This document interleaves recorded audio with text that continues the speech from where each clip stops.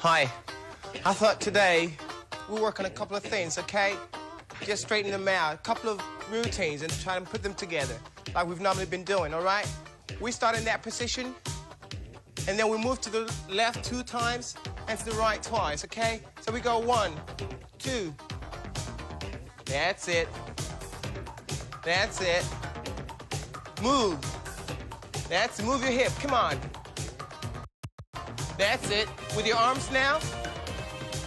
That's it.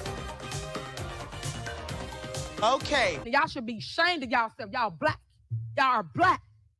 I only heard from 2 teams. Guess what the 2 teams that called me, Ocho, say, what's your phone number? Where you gonna be?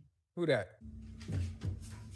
Hey, Shannon, one of them little white girls at the door, she got on a Gucci dog collar talking about she came over here instead of letting you choke her in public. Shut the fuck up.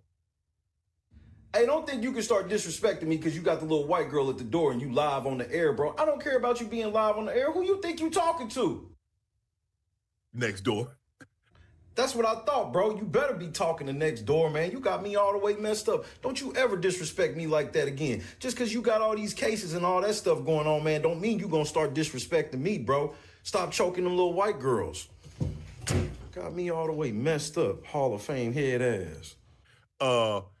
Cincinnati Bengals was 1.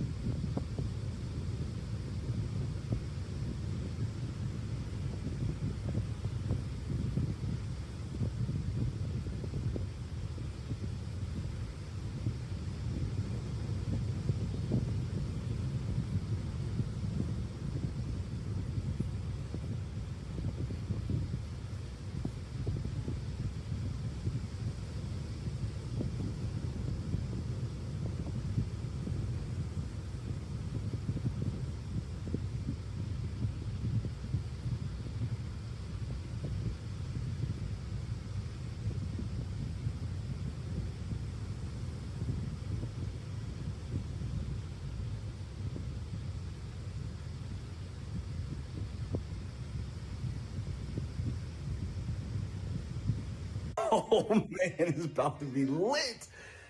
DMX, Charlemagne the God, and Joe Biden party. What? And we gonna be in there? What you mean?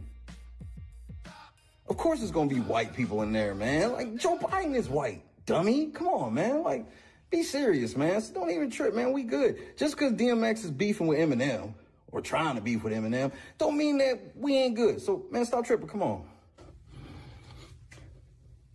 Now, you guys are disturbing my business. So if your ass ain't black, you better get up out of here before it really get hot. All right, look, I'm gonna just go do a lap right quick, tell my people that I ain't gonna be here because, you know, obviously my friends are comfortable now, so don't trip. I'll be right back. But I tell you, if you have a problem figuring out whether you're for me or Trump, and you ain't black. Man, fuck this. Dramatic, huh? Wherever you are, wherever you ready, sir.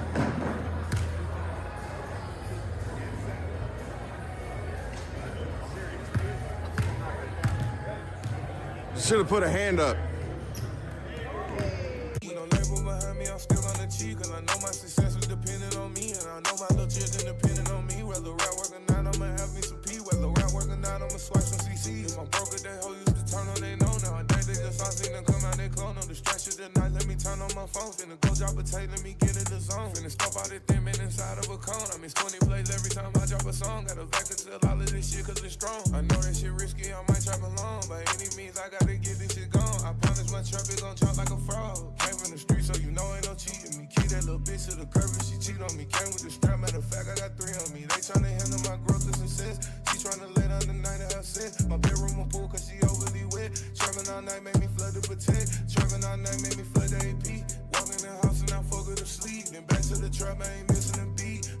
made these little nigga retreat. I'm saved by the bell like I'm slain in the street. Watch out the flame and my tire gon' squeeze. My nose in the air, I might turn on the free. All the work I put in got me very fatigued. Been through some shit that you wouldn't believe. Can't across the room today. And we get to worship the King of Kings. The world of our love is always. So jump in, put your hands together. Sing out, worship with us today. He's worthy of the praise. Come on, you weary. Come on, you thirsty. Come to the well that never runs dry. Drink of the water. Come and thirst no more.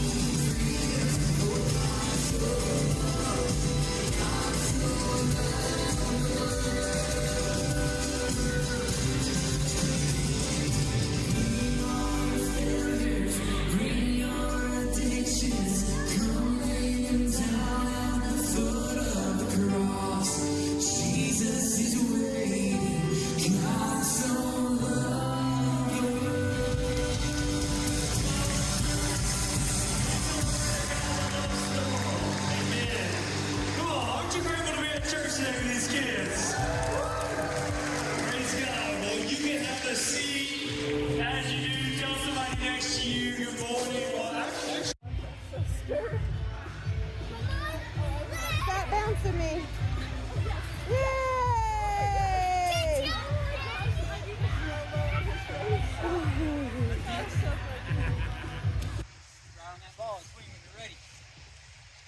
Hit the ball.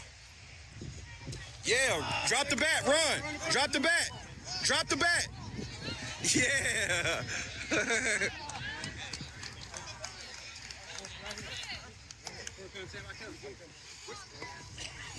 Bat flip on a single. Good job, buddy.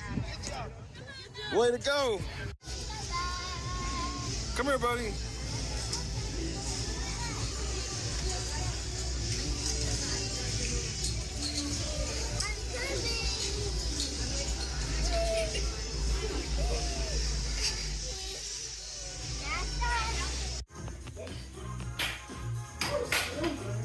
What's going on? I play basketball.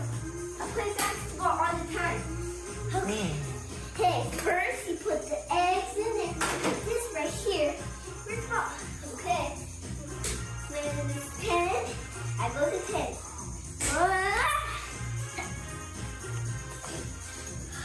I won! Good job.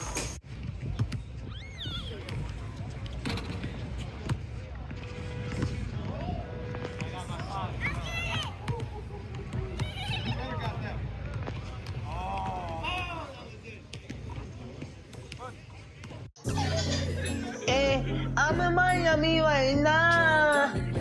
I'm in Miami right now. I'm in that for your file. I'm on Ocean Drive. I'm in Miami.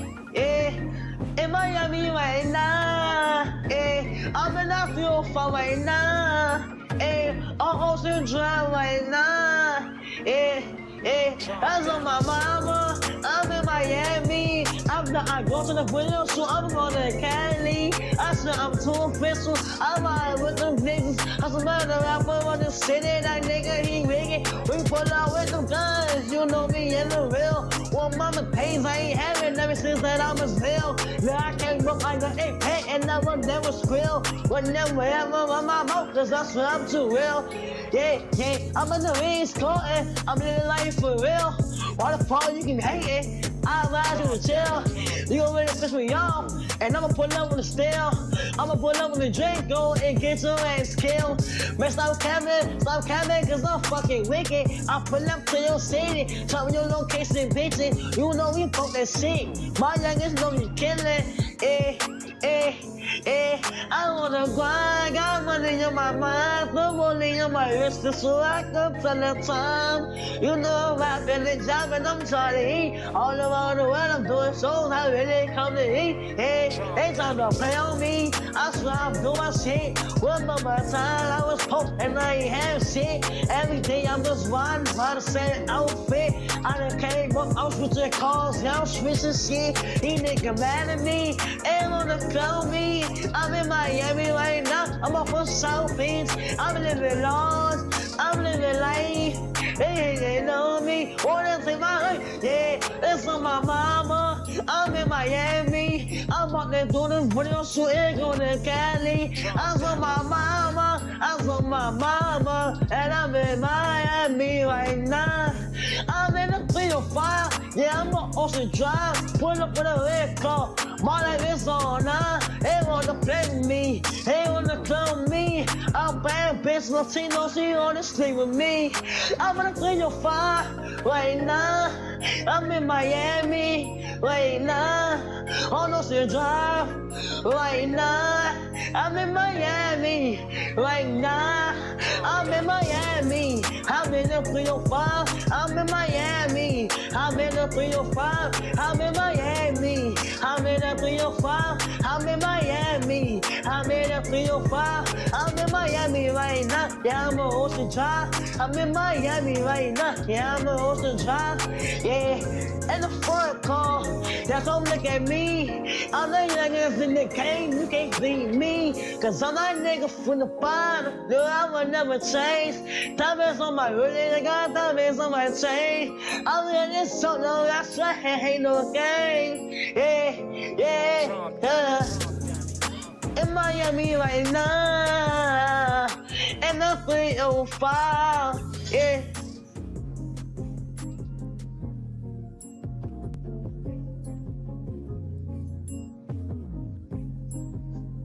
You gotta chill out about my mama, I know that.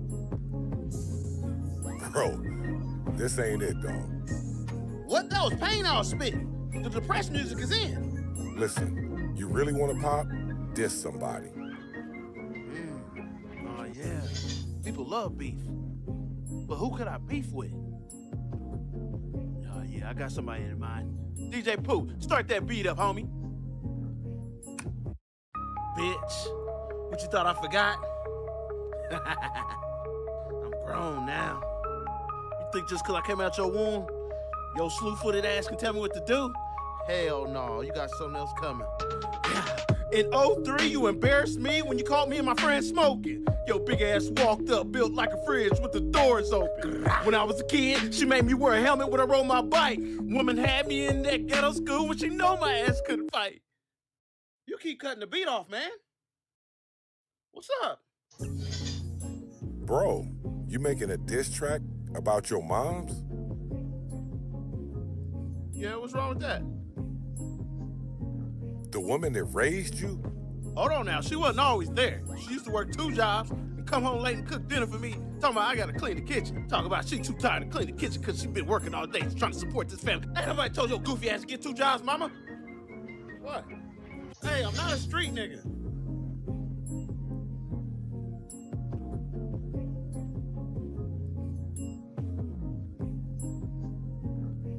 I'm from the streets, bitch.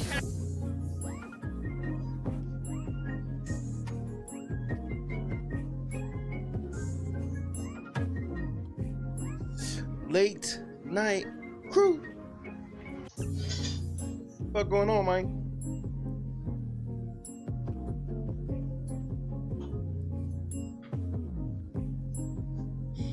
What's going on, man? I ain't gonna be here long. I wasn't coming at all, but I was like, I'm gonna say a couple things. You know, my cough is much better. Thanks for asking. Say what's up to your boy.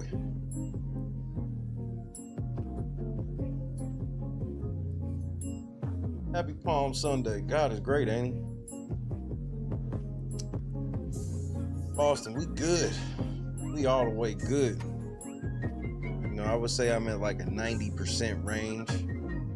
You know, my cough is completely manageable. For God to have let it be as less as it is, or what it could have been, hey, no complaints. Please, KS Dub, I don't care if a woman is 178 years old. You can never say she's old enough to be your grandmother. Just pro tip. Bob, what's happening? Janice, what it do? Cam, Raging, Turtle, Rhonda, good to see you. Mob, what up, though? Man, y'all niggas ain't shit, bro.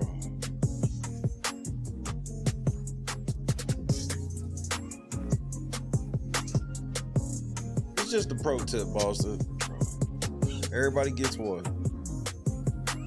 So I've heard. Victoria, good evening. Miss George, what's happening?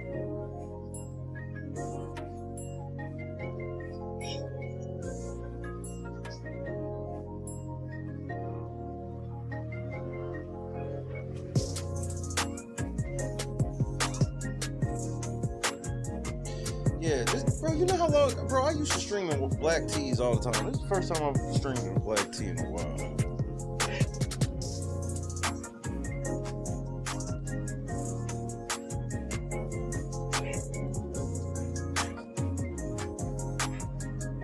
Knowing Triple H, he's just gonna have the match tomorrow. Brock gonna win. That's gonna be the whole thing. Kendra, what's happening? But yes, Fire H. That's my pro tip. Fire TKO. Everybody was happy for that Netflix deal except me.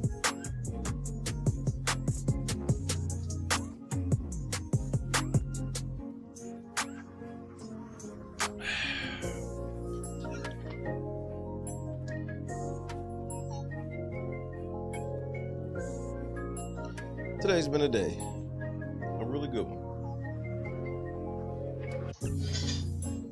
I just got a couple things I'm gonna hit before I take my ass down the road.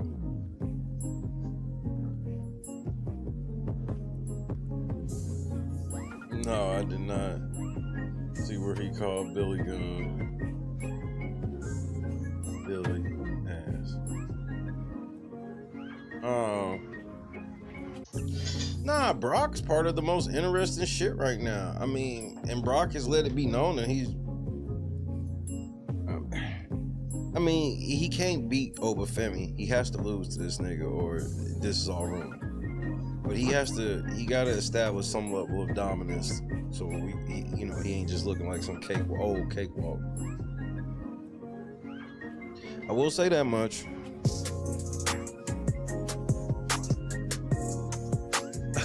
Michael Cole tried to put it over Gunther. That was interesting. that was interesting to say the least. Michael Cole trying to put over Gunther. I'm like, this nigga said the greatest wrestler in all of wrestling today is Gunther. And I'm like, oh, so that nigga's gonna be so Gunther, he will be at Raw tomorrow.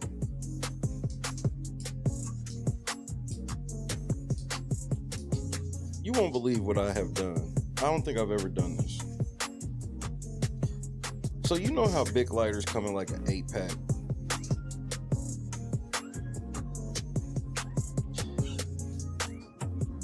I think, or 6-pack or whatever it is.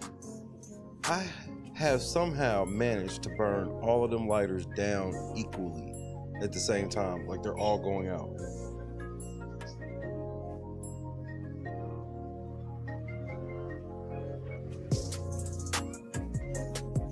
I'm gonna tell you something my son did the Easter egg hunt. And it was the most me shit ever. I was like, damn, my son is a straight up weirdo like his pops.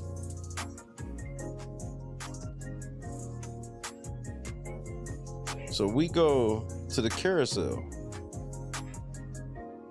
So you know how a carousel is. You know, it's got like the horses that the horses, ponies, whatever you want to call them, you sit on. They go up and down, and they got the benches for like the parents to sit on, or the grandparents, or you're a couple just want to sit on. You know what I'm talking about, right? One for yes, two for no.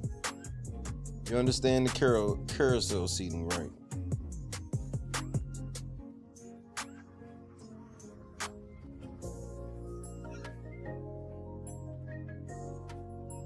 Shit, Marv Levy used to do the same thing. What was his name? Marv Albert. Marv Albert did the same shit.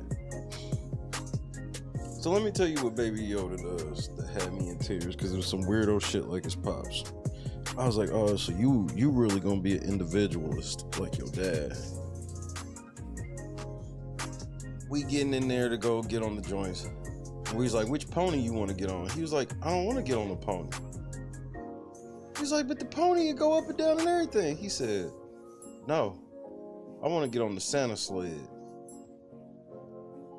He was calling them benches Santa sleds.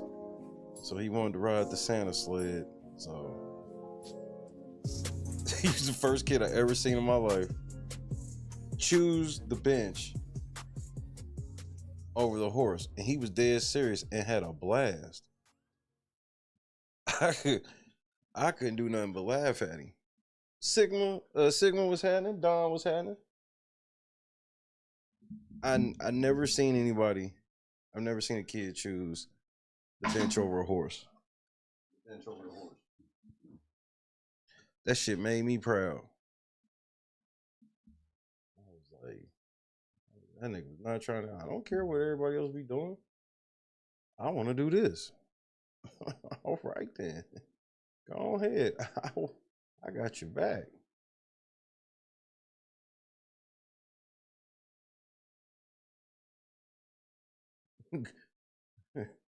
Go ahead. I got your back.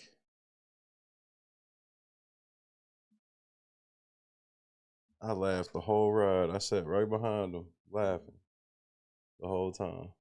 A party at downtown. Because it was that funny to me.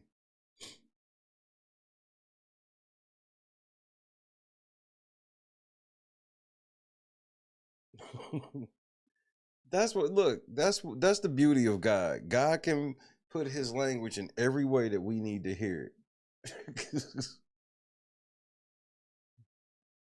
Like I know exactly what you mean, and I know exactly where you coming from. Cause you're not trying to be like disrespectful. Cause like I said, God know my heart, but God know I'd rather be up in the church talking about He's able, and they be loving it, bro. Like it's just like soft rock ballads, which there's nothing wrong with that. There's just that ain't what I grew up hearing, so it comes across different to me.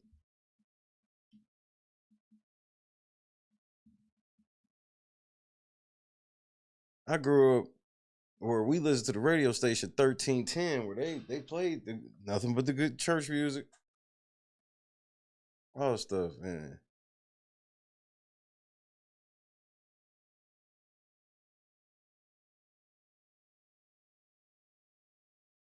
And it's not like the people can't sing or can't perform. You know what I mean? It's like it's just not my brand of music. So I get where you coming from. It's definitely like I know exactly the feel is like. They love them joints. That's what's up. You know what I mean? I don't want them to not love them. I wish that I loved them.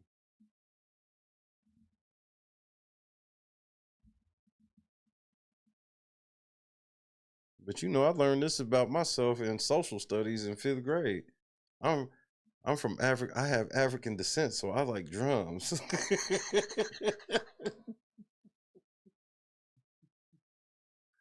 I like rhythmic drums. It's coded in my DNA. You made my blunt go out, and I think I got like one light left.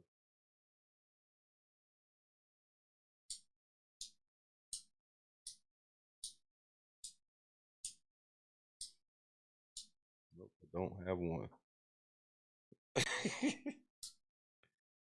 I can't believe all of these lighters went out all at the same time. This ain't even a real thing. Big, what's happening?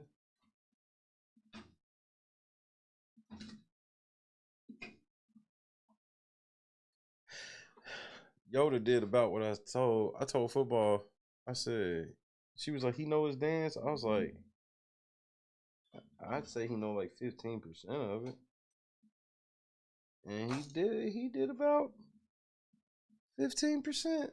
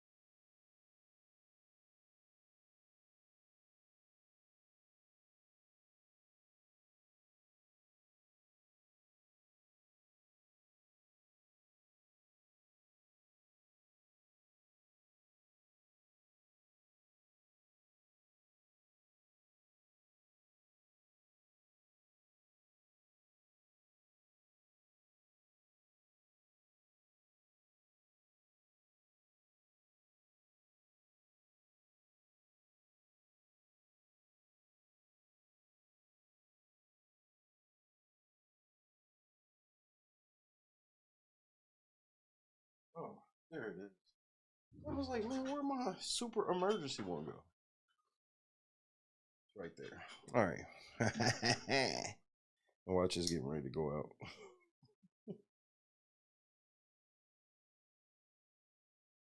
The red ones are always the emergency ones. Why are the red ones the emergency ones? Because I don't like red lighters. So so they end up getting used last.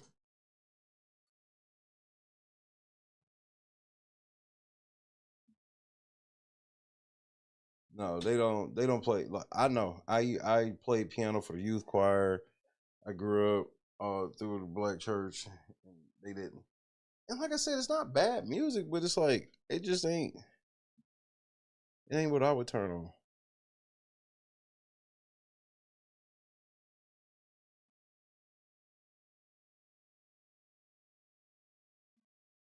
So,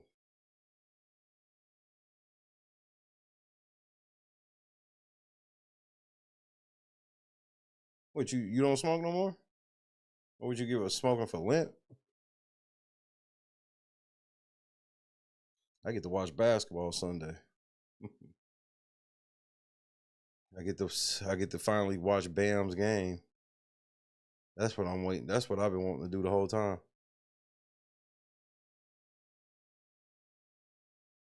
So, remember how I told y'all there's something that be bothering me, and y'all know that I tend to keep talking about it anytime it pops up. Is this splitting the check bullshit? Oh, well, keep waiting, Cam. You can do it. That ain't shit. Do y'all remember this? 1 for yes, 2 for no. Because we gotta talk. Tactical nuke incoming!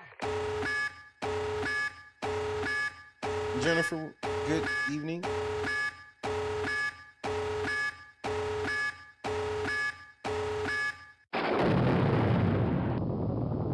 A party at downtown LA restaurant ends with several women being taken to the hospital with stab wounds. 2 suspects were also taken into custody, and Gigi Graciette is live in downtown with all the details. Gigi. It was quite the end to a private party yesterday afternoon. Take a look at the video. This clip shared on Citizen app shows the large police and fire presence with multiple victims down in different locations. And there was the search for the suspects. And there were a lot of people who were simply watching all the drama unfold at Zaya Restaurant on 7th in downtown LA. And boy, there was certainly a lot of drama. This morning, we have exclusive new information on what happened as the private party was wrapping up. Apparently, servers brought the party the bill, and that's when sources tell us the fighting started. Lord Jesus.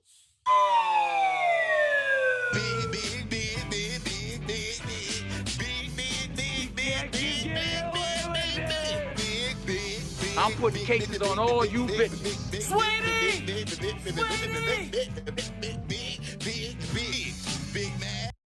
So now you niggas are now stabbing each other over bills. I'm not going to dinner with any of you niggas. Don't ask. I'm not doing, look, groups of more than 4. And when I say 4, me and Christy are 2. It was 4:40 in the afternoon, and apparently the all-girl group disagreed on something and started arguing with each other. That's when police confirm one of the women pulled out a knife and another one grabbed a bottle. The war of words quickly escalating into a very dangerous fight. Ultimately, the fire department says they evaluated 5 people at the scene, transporting 4 of them, all women, ages between 26 and 37. They were taken to the hospital with stab wounds. Some were stabbed, police tell us, with a knife. Another person was stabbed with that bottle. What color is that person on that stretcher, Mr. Big?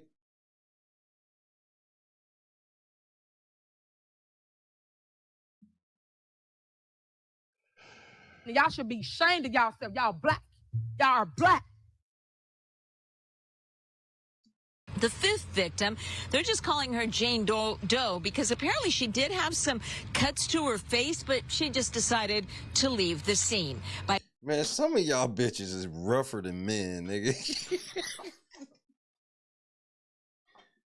And then you like, how the fuck am I ever supposed to treat this bitch like a lady when she got her face scarred up and refuse medical attention? What the fuck? Manly ass whores, bro.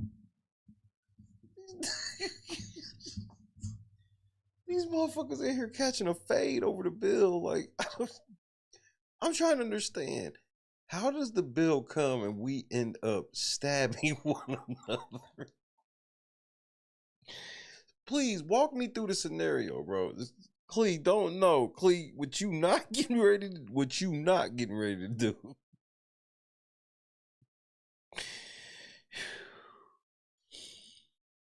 Look, Clee, I'm trying to continue to be a good influence on you. Because what we not getting ready to do is justify scars on the face and the refute. This is why y'all be wondering why men don't think y'all soft. Because y'all do shit like this. I want to be treated like a lady. The bitch, get your ass in the back of that fucking ambulance because you a woman.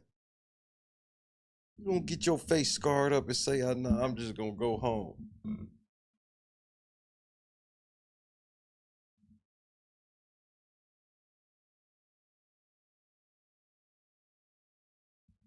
This is some bullshit. And y'all make black women look bad. I'm going to tell y'all how.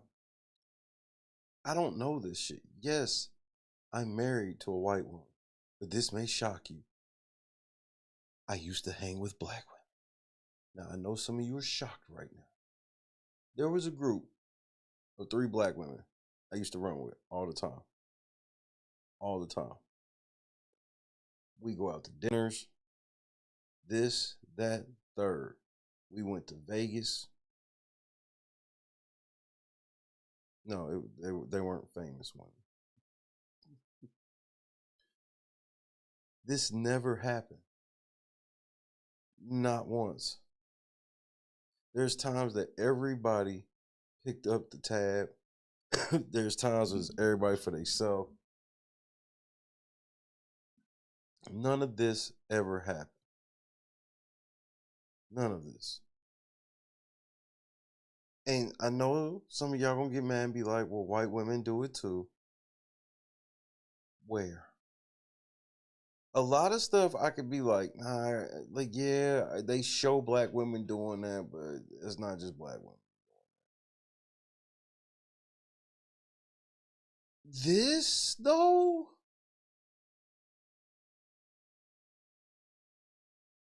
Because I don't hang around these types. But it's all about fads. These are like types of people. You know,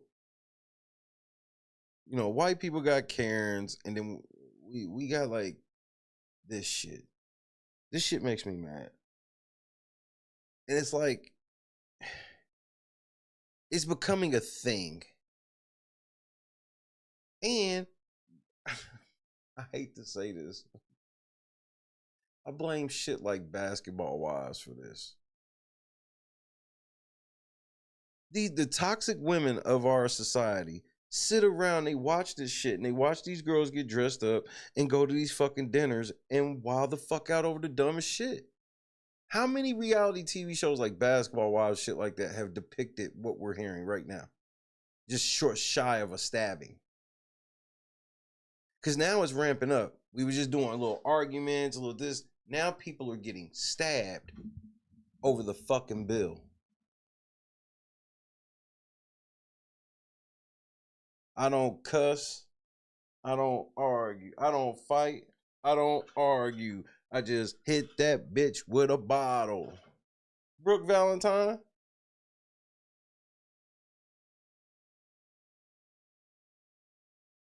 No, Brooke Valentine was girl fight. That was like, it was an era where these girls, I'm glad Sigma brought this up. There was an era where it was like 4 or 5 songs, and they was all like back to back, where they was really trying to push this era of girls fighting in the club.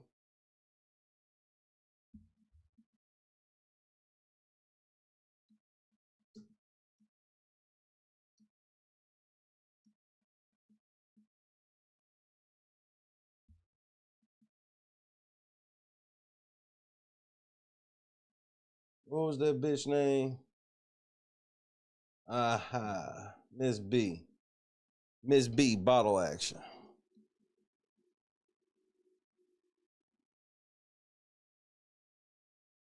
It's Nitty, right? Where my girls at? Let's go.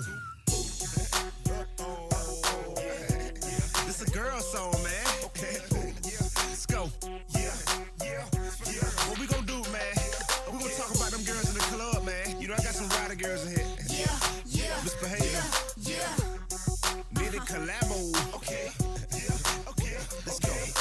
I'm tired of hoes hating damn mouth with a Timberland logo brand. Call a bitch with a vibe. I don't argue. I just hit that bitch with a vibe. Call a bitch with a vibe. Don't bother. I just hit that bitch with a vibe. Got problems, don't solve them. I just hit that bitch with a vibe. Hit that bitch with a vibe. Say what? I'll hit that bitch with a bottle, bro. This is where we at now. They was just saying this shit and talking, bro. Cause it was this song. The bitch from Crime Mob was dropping the shit with old girl going crazy. Clee, for the record, Clee, just, man, look, I've always been a nerd. I've let this be known. But I used to be in the trap. Like, I used to DJ at this club called Fusion.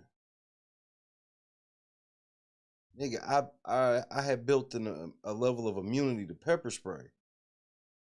Like, seeing niggas get beat up, bouncers beating niggas up, bouncers be at, and y'all know what bouncers do after they beat niggas up after the club?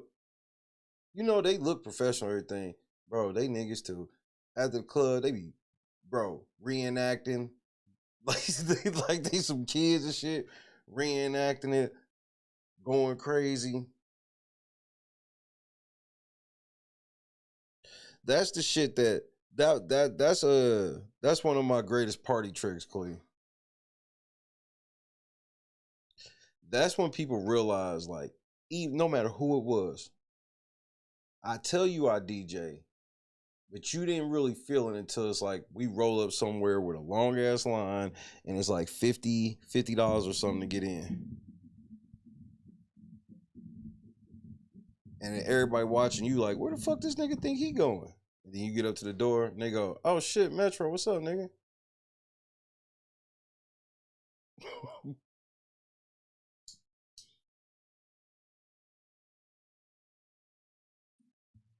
I did have some perks of the job, but stuff like this, I seen all this type of ghetto shit all the time.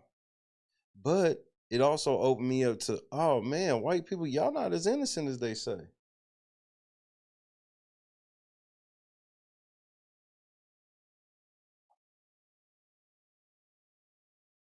One of my famous videos of somebody drunk was this, bro, this white dude was so fucking drunk, nigga. My cousins ended up calling a cab for him.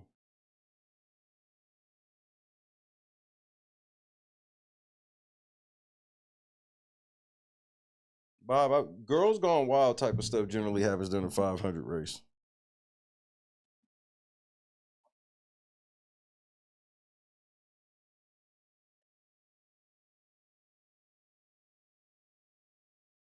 There was a period where I could get in any club in Indianapolis, white or black. I branched out. Like, I can get in the most hood club and I can get in the most white club. At my peak.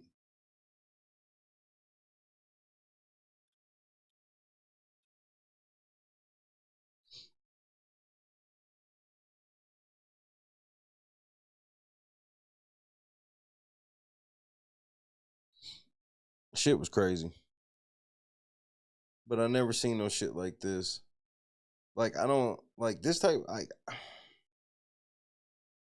y'all know I'm not afraid of confrontation. Y'all see I'm in federal court. I'll get in confrontation, right? But for me, it's about picking and choosing. Like, I'm not ready to crash out over French fries.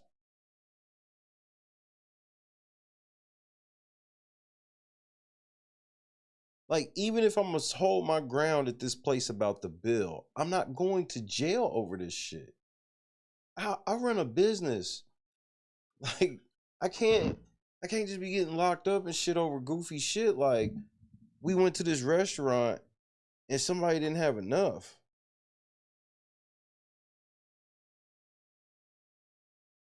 And no, like, my thing is like, as a friend, I'm letting you know now, you can take full advantage of me, but just know it's over after that. Like I ain't gotta hold my guard up so tight to where I gotta all of that. No, you can go ahead and get that one off. That's the one you gonna get. And you better hope it's just not enough for me to want retribution. Cause you know how I get it. Cause it ain't gonna be the way that you expect.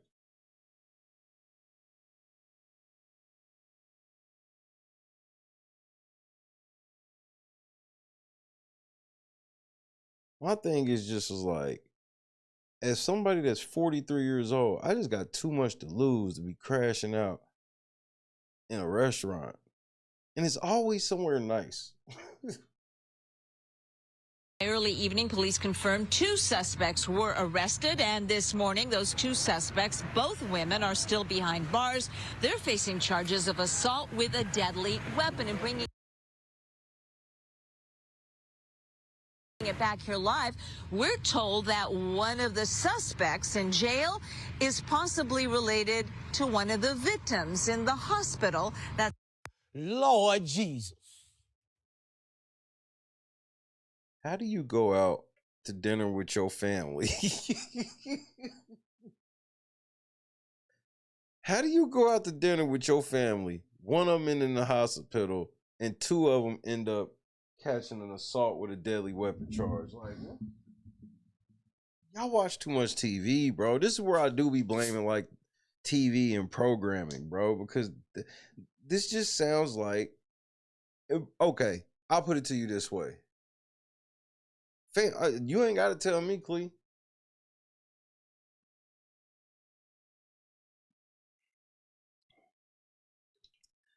But here's my thing, though.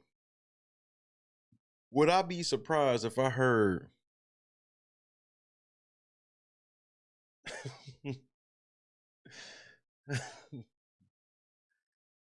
if I heard this motherfucker like to watch Basketball Wives or any of that type of shit?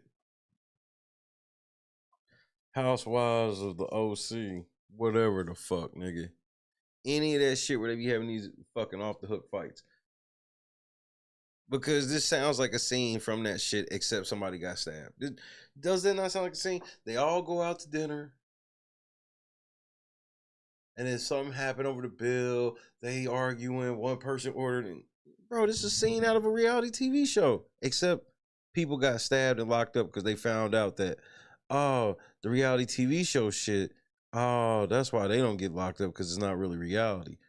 Right. Lisa D? still has to be confirmed. Police have a lot of work to do on this case. Meanwhile, no word on whether or not that bill was ever paid at Oh, so now you trying to be funny. Zaya Restaurant.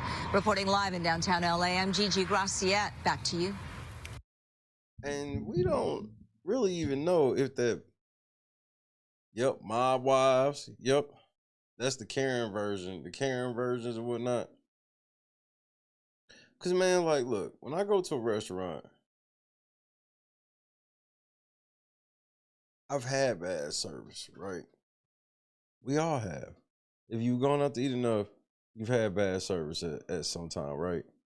It just ain't worth crashing out. Everybody ain't good at their jobs. And I'm with you, bro. I'm with you. But, like, I'm not letting food ruin, like, something like that ruin my day. Because I got too much going on. I guess it's just because I got too much.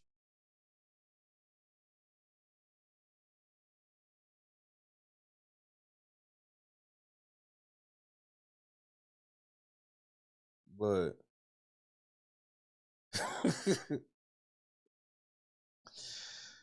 as far as restaurants go, I wish I could tell you this was the craziest restaurant story I heard today.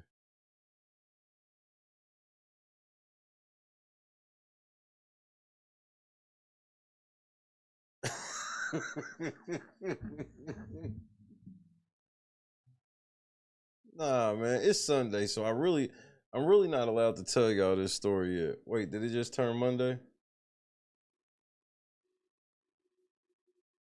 Cause y'all not gonna look, man. Y'all not gonna believe this.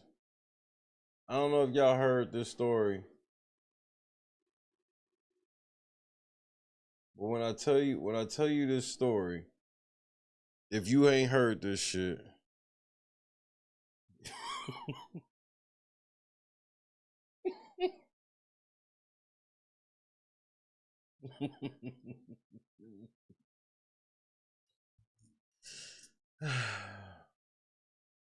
let me gather myself, because this I think the kids call it satisfying. I think the kids like to say when something's satisfying.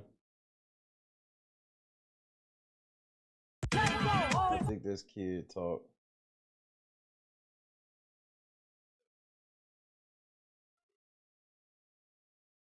Let me ask you a question first.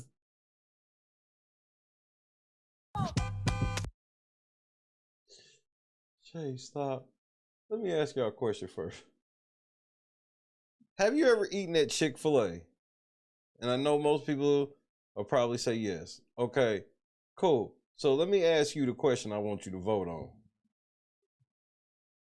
Have you ever ate at a Chick-fil-A that was employed by all black people? 1 for yes, 2 for no. Also, you never had Chick-fil-A? That's outrageous. You East Coasters ain't never had Chick-fil-A?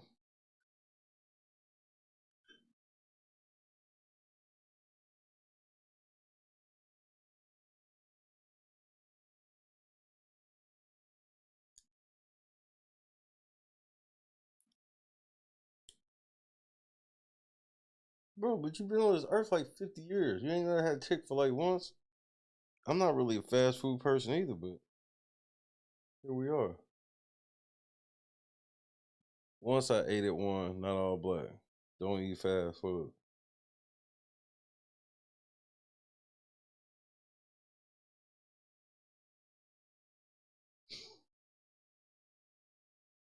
Well, look, man. I want to show y'all a video from this Chick-fil-A. Tactical nuke incoming!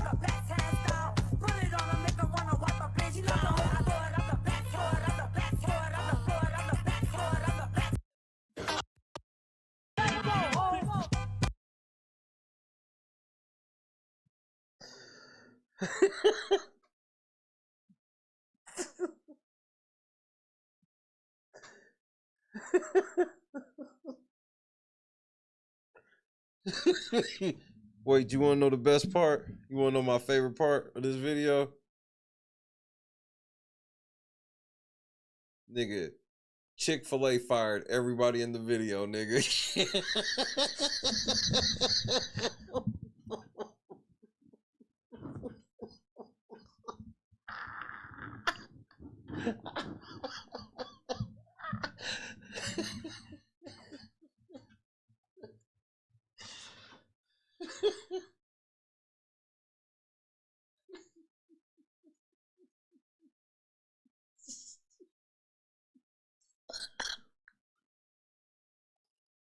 Wait, hold on. One of them niggas did a live about it. We about to watch this live, nigga.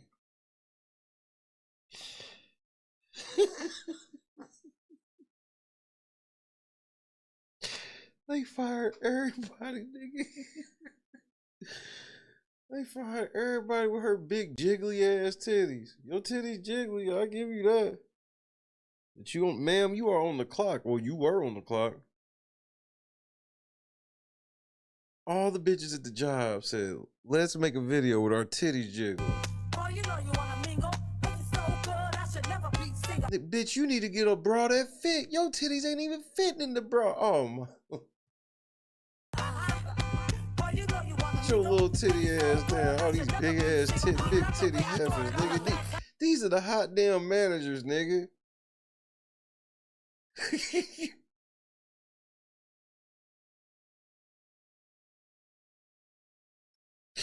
The bitch on the right look like motherfucking Mekhi Phifer in 8 Mile.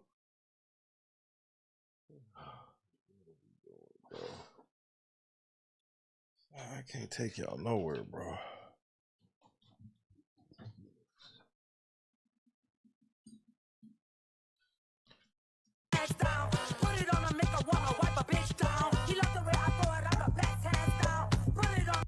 And what, like,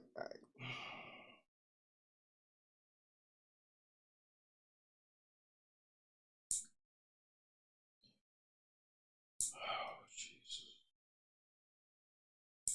give me the strength, Lord.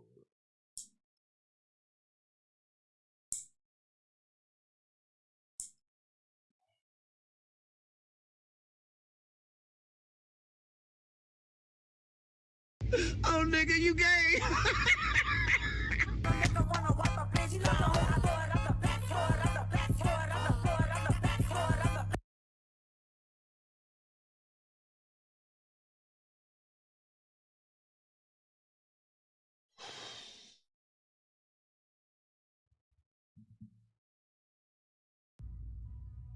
You can't keep getting away with it. Hi. So look, let's listen to this nigga's live, bro. Let me go ahead and do this story time and make it short and make it real short. I'm probably not gonna make it too short, but I'm gonna make it short enough because the bitch don't feel like talking about this shit no more. Okay? The fact that this nigga's eating Chick-fil-A after getting fired, that just says everything I need to know about these niggas, bro. I just wouldn't have the taste for the place.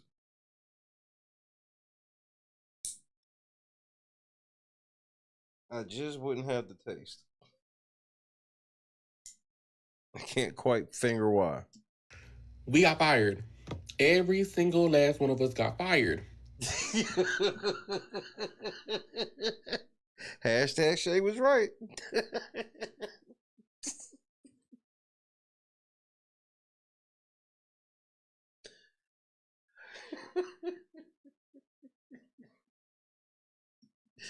He said this shit as if it should have went down any other motherfucking way.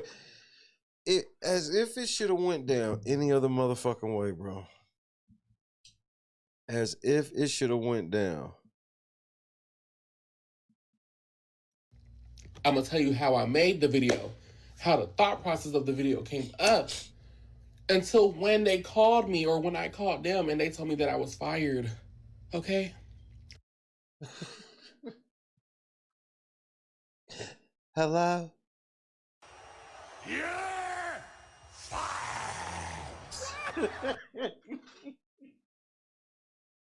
So we can all stop throwing around this narrative because where I'm at right now is giving that they're blaming me. Bitch. And I wasn't to blame for shit. Okay? Get y'all a drink or something because this may take a while. I know I said I was going to make a short time, but go ahead and get y'all something to eat or something because, bitch, I'm irritated. First of all, nigga, why are you using 7 paper plates? Those are decent paper plates too. You only need 1 paper plate for that meal. See, shit like this is why you got fired. Oh, so I'm the only one who see that and got a problem with it. Nigga, I'd have got a whooping as a kid. So,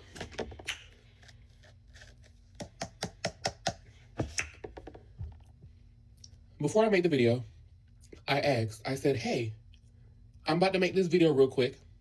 If you want to be in it, let me know. If you don't want to be in it, let me know. Hey, I don't want to be in it. So I'm letting you know, right? Hey, niggas, I'm gonna just let you know. Y'all niggas is so stupid. All I need y'all to do, and I showed them what I wanted them to do. I said, bounce your chest. I'm a boy. Well, no shit.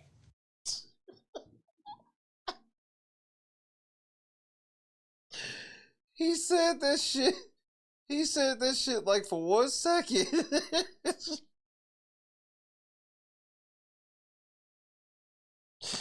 Just in case any of y'all niggas thought that this was a girl. I wanted them to do. I said, bounce, go. You sure shit ain't a man?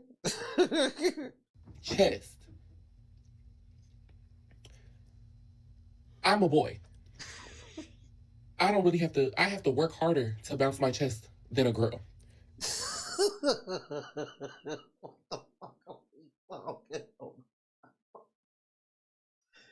What the fuck are we talking about? Girls have titties. I have Well, no shit. to extra, you know? Ooh, I'm a little big, so it was moving on its own this time. I don't know, my chest showing out for y'all. But that's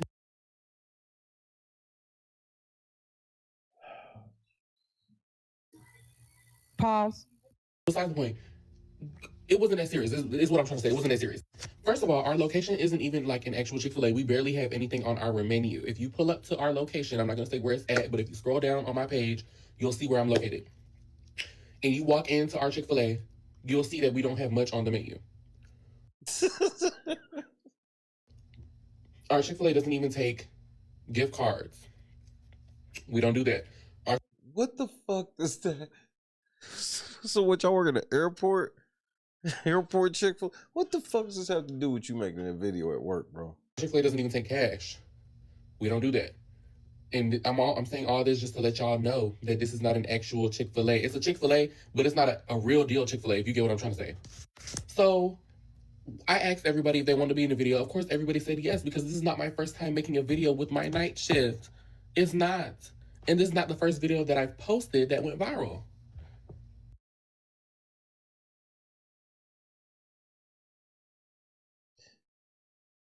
So you're saying all of this to say what?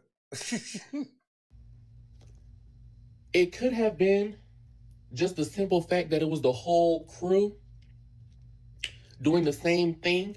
And maybe I did do a little bit too much when I turned around and I shook my back, because nothing but back and fat was moving. You know, Rick is so wild and has went so far off the meter. It's shit that I can't even tell you on TV. I mean, you know, for the sake of our friendship, you know what I'm saying? I'm not even gonna bring it up. But trust me, he's went there. He has went where it's like, yo, Rick, man, what the fuck is wrong with you, man? You done took this shit too far.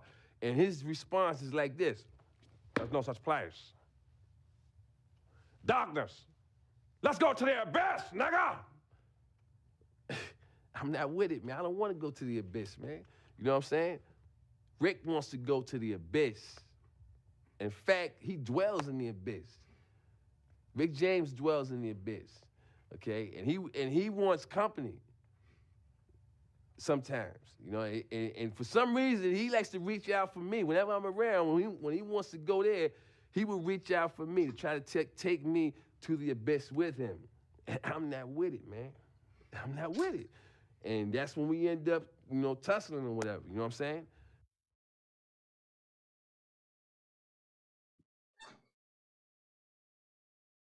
So nothing but back and fat. And this is what did it. That might have been what took it over the top.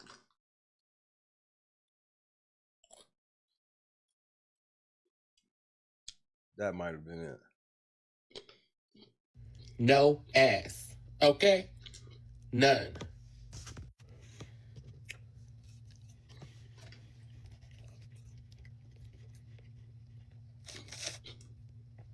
This is a grown ass man.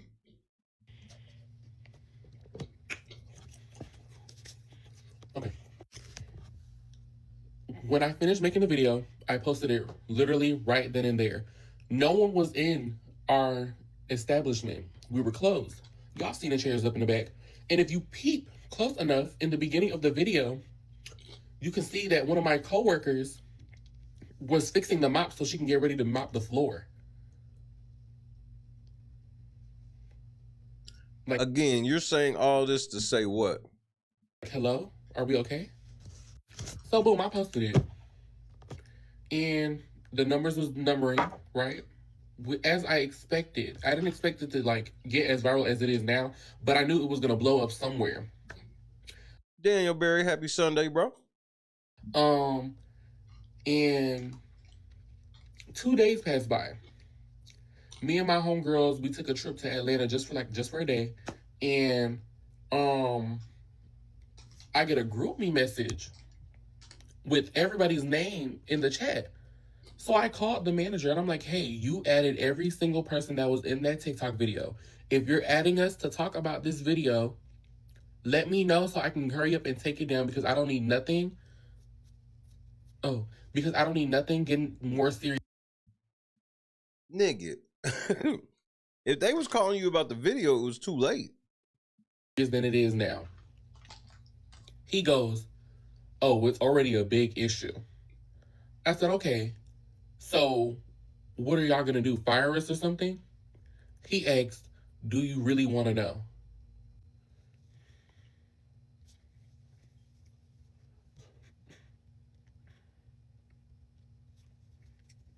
Do I really want to know? Why would I ask you if I didn't want to know? Right? Am I crazy? So boom, I said, yes, I want to know. He goes, yeah, y'all are fired. Mind you.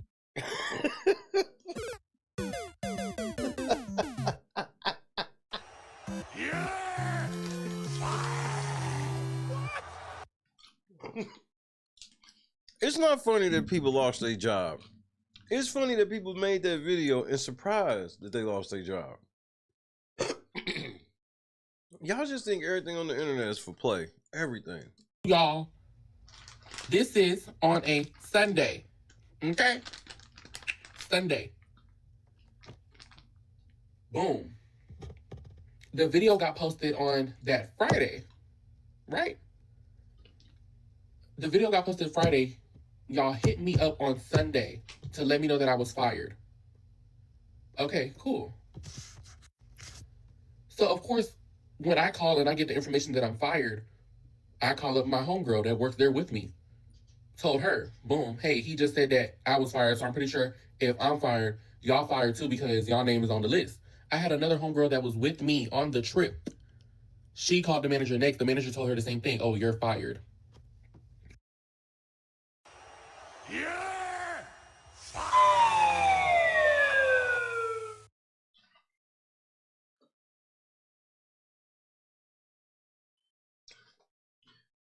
Getting fired on your day off. And you deserve it. It's crazy. Okay. Bye. So now the group me's going off because my homegirl decided that she wanted to go in the group me and take it upon herself and say that everybody was fired. And I don't blame her because I would have did the same motherfucking thing but she beat me to it. No shade. She beat me. Okay? I give her a chance for that. She beat me. But I'm still getting phone calls from all my other coworkers. They're like, Lena, are we really fired? Are we really fired? Are we really fired? I'm like, yeah, I just talked to the manager. He said that we was fired. They said, okay, cool. Fuck all that. Bitch. Fuck all that. Bye. I'm kid you not. No one gives not two fucks that we got laid off. Because it's not that deep. Y'all niggas are career losers.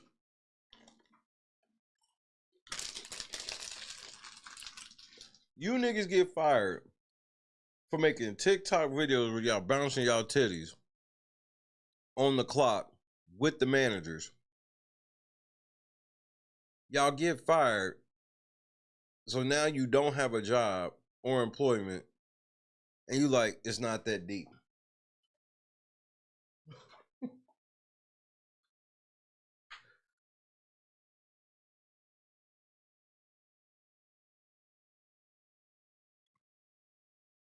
All you do all day long, up and down this motherfucker's play.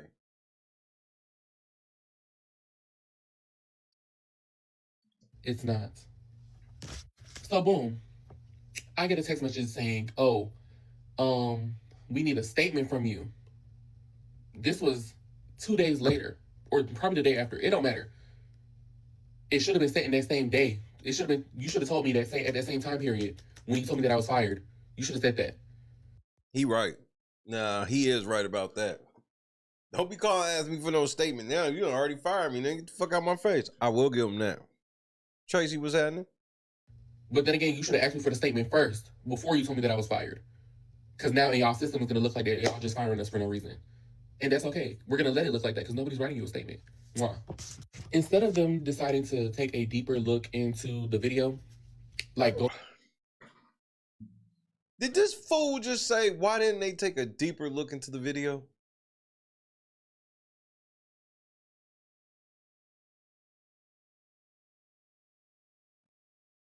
I'm losing my motherfucking mind, man. Through the comments, you could see that most of the views or the viewers are my fellow Black people. And they're proud. And I'm not even saying that they're proud because we did a funny video. No. They're proud because they've never seen so many Black people in a predominantly white environment. Is this camera on me? Yes, it's on. That's stupid. Use your common sense. Chick-fil-A. What Chick-fil-A have you ever been to that you've seen just straight Black people? Not the one you used to work at. Y'all fucking up all niggas. I'm sure ain't no niggas working at that motherfucker now. Thanks.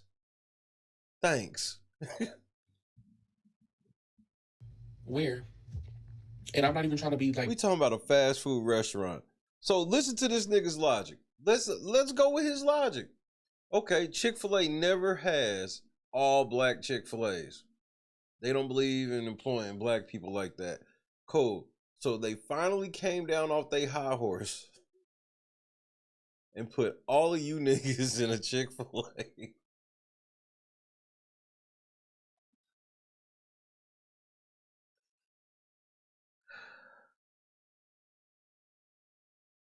And you got fired for making a TikTok video with all of the niggas working there. Did you make us proud? Because that's what you claiming is about. Like, what is there to be proud about? We got what we wanted. We wanted an all-Black Chick-fil-A. And look what happened at it. All the niggas got fired at the same damn time. All of the niggas got fired at the same damn time. You can't make this shit up. Jesus. Chick-fil-A. And why he scratching his head like he got a perm? I can't deal, bro. This is just, this is sensory overload for me. What Chick-fil-A have you ever been to that you've seen just straight Black people? I don't really take inventory like that when I go places. I just don't. Where? And I'm not even trying to be like, throw race in there, but it's like, come on. Look at the positive side.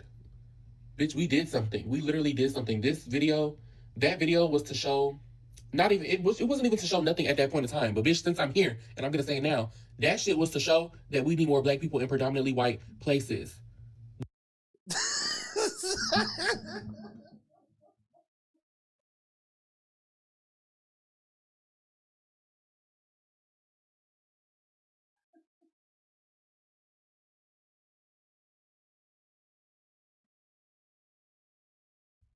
The video showed heavy set tittied women bouncing their mammary glands up and down to a fast-paced hip-hop song titled Ready to Mingle.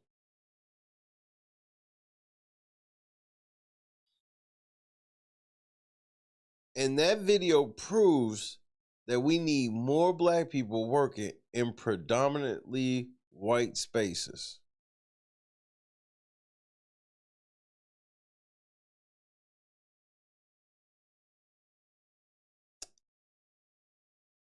Okay. We need that to show that we can do anything if we being real. Are we? Why was Chick-fil-A? Why, bitch? Why do y'all only hire white people at Chick-fil-A? I don't know. I'll never understand. But shit, I guess I understand that because y'all fired me for shaking my titties. So And I'm not even trying to sit here and say that black people get up, but bitch, we know how to have fun and stop being lame. There was no life at that Chick-fil-A until we decided to make videos. 10 minutes is almost up. No shade, 10 minutes is almost up. So I'm gonna go ahead and wrap it up here. The fries ended up getting cold, so it was nasty. But bitch, it's big motherfucking landing. Y'all know who the big fish is. I am. And go ahead and watch this video. Double tap, comment, and follow. I'll see y'all later. Mwah. Hi. Nigga, what Let me the go ahead. fuck? Nigga, y'all niggas deserve to get fired. I'm glad y'all got fired. I wish they'd have fired y'all niggas twice. Let me remind you of the video they got fired for. While this nigga's like, this was a video that was supposed to make niggas proud.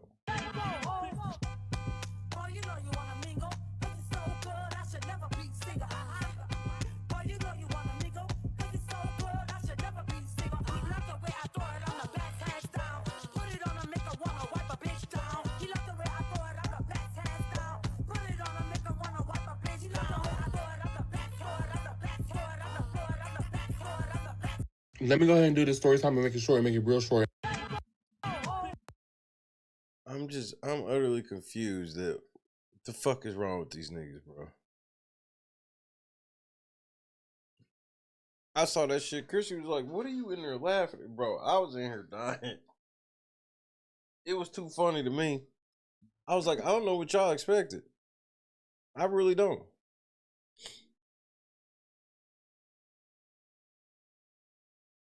I really didn't know what they expected.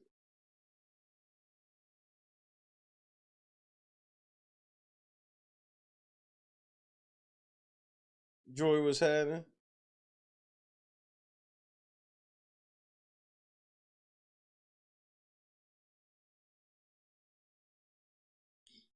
He was definitely that. Because I think he probably got everybody fired phone calling. This nigga trying to say, yeah, I called trying to get ahead of the game. What?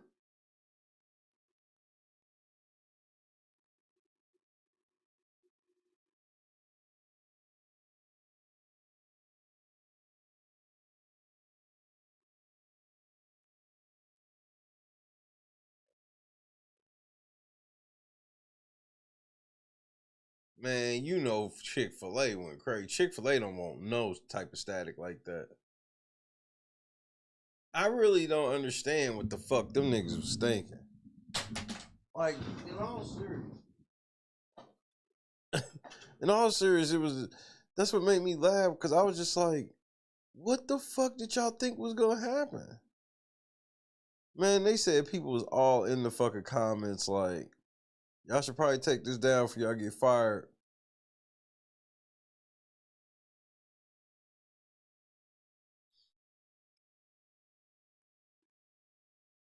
If all y'all had got together off the clock and did that shit, I'd have been with it. Because I don't believe and I don't like when jobs try to police like that. If that was the case, cool. Nigga, not only did y'all do that shit on the clock, nigga, you did that shit on the motherfucking clock.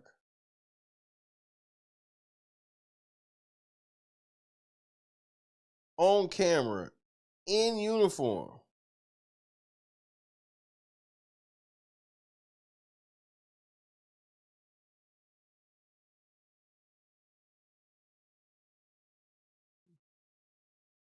Nigga, how? And then the niggas, bro. I just hate when it's like either there was no adult in the room or there was only one adult in the room and everybody just was like, man, shut your weak ass up. Cause I'm like, how the fuck did y'all think this was a good ass idea? We gonna put a twerk video out filmed in the Chick-fil-A in our Chick-fil-A outfits?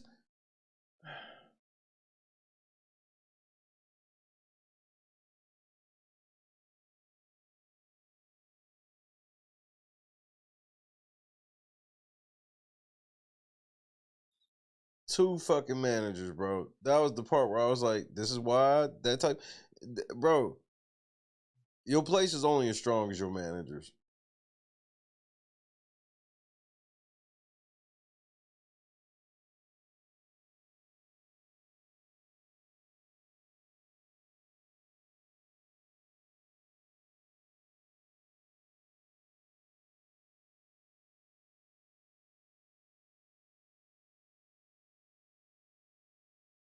I just don't know the logic.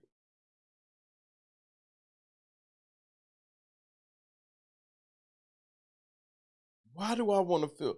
I guess I just don't understand. Like, why do I want to film a TikTok at work?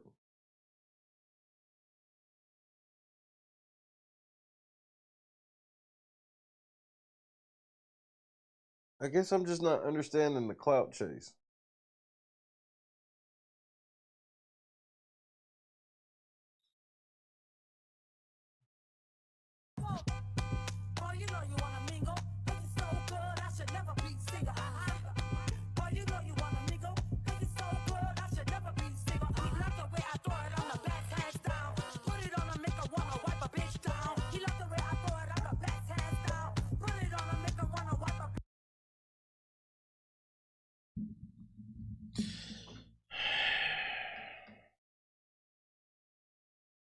Oh, nigga, you gay. I am not gay. I have relationships with women and sex with men. And I got news for you. That means you're gay.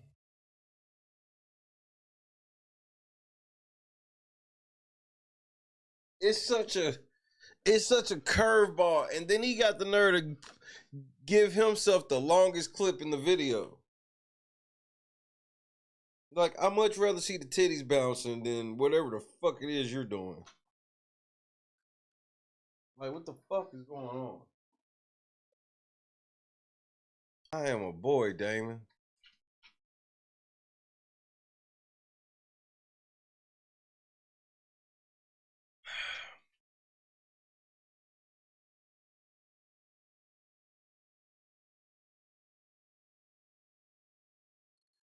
Oh, that pink do-rag is not for waves. That shit's just like, instead of putting his bonnet on. You know he got a silk bonnet.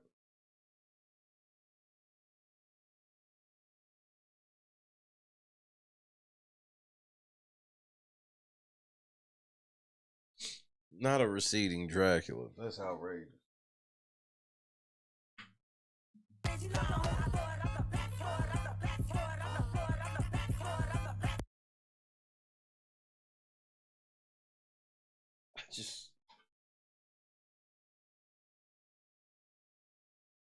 I want to get away. I want to get away.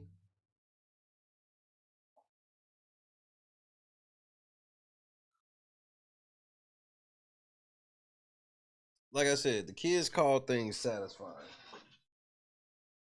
This story had a satisfying end for me.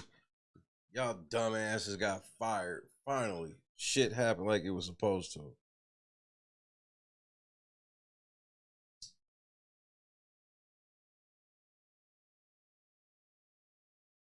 And Roach, you fired too. Why you gotta fire me, Pinky? Shut up.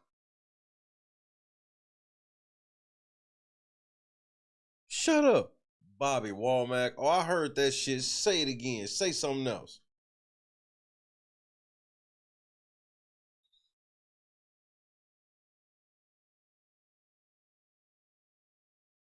Day Day, is this your cousin? Yeah, good. You fired. And Roach, you fired too. Bob's absolutely right. The store ain't even open. The TV ain't on nothing. That's what it's like. If y'all made this, just had this, it was just y'all little person. Why everything got to be for clout? If y'all have fun doing this, whatever, that's cool. Just have y'all little fun.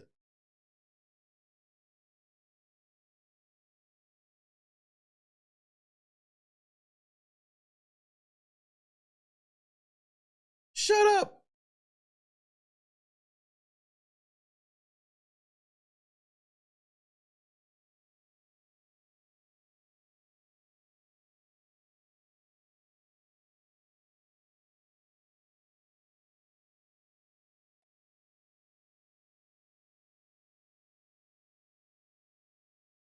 They came through like y'all niggas was unionizing.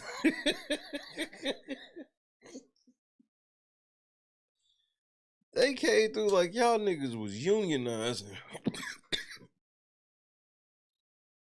Napa, what's happening?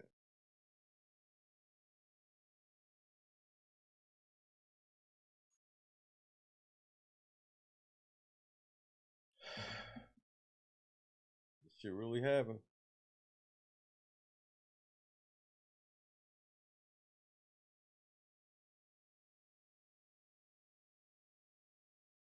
So look, I heard about some new shit going on in Illinois. That's interesting.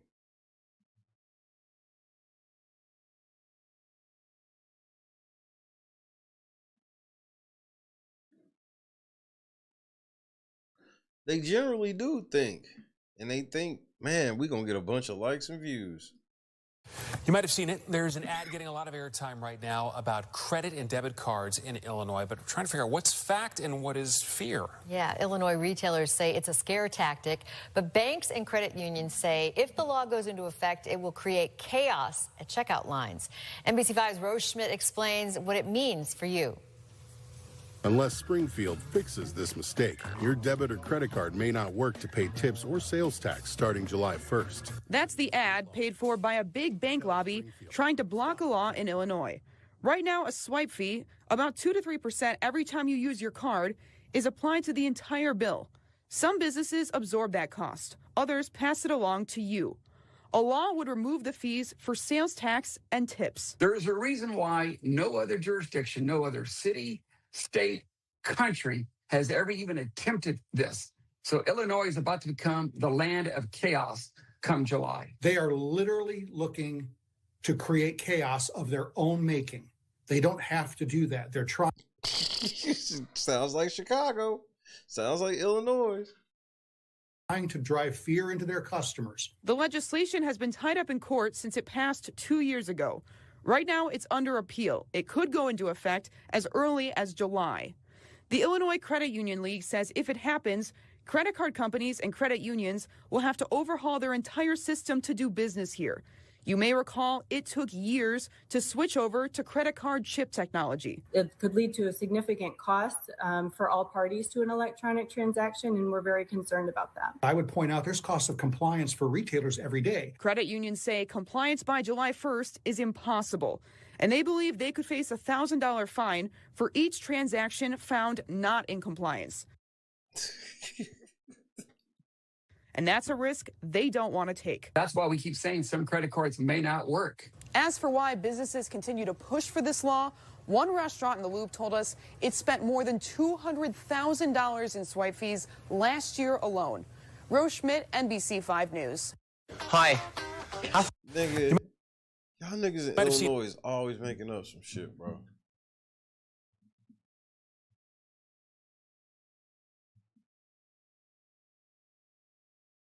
They like, hey man, they don't have to do this.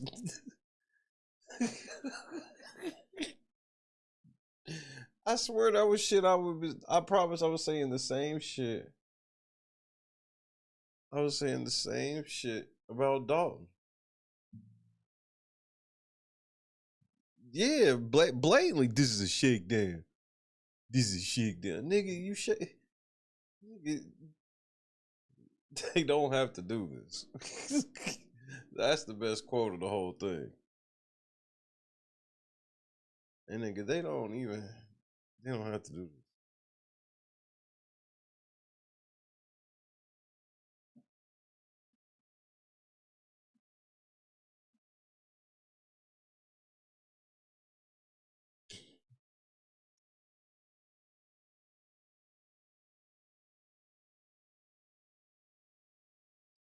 Wait, what?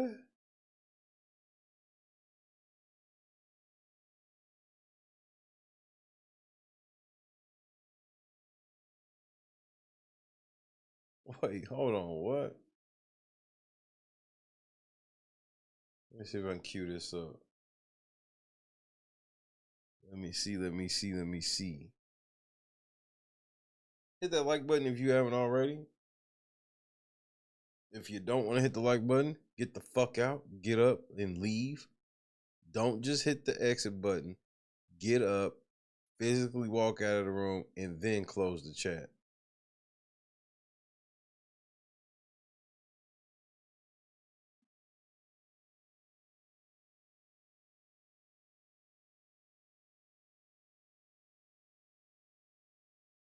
QVC, you mean like the shopping network?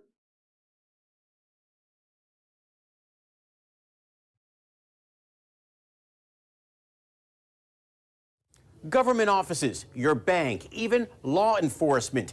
Imposter or impersonation schemes are now some of the most common types of fraud. It may start with a phone call, an email, or a text, but the goal is always the same, convincing you to send money right away. Lynn, who asked we not reveal her full name, received an urgent phone call. Hello? Caller ID showed the local sheriff's office. I thought something maybe was wrong, like something happened to my husband or my son. She says the caller told her she missed jury duty. She thought it was a joke until she was threatened with fines and arrest. Every time you questioned it, he said, you'll be arrested? Yes, because if you hang up, we will send someone to arrest you. So, government offices, your bank, even... Like, y'all really be falling for shit like this? Law enforcement, imposter or impersonation schemes are now some of the most... Y'all niggas is so scared to spend one night in jail that y'all end up like making these type of silly decisions. So, bro, you gotta understand, you can't be afraid to spend one night in jail.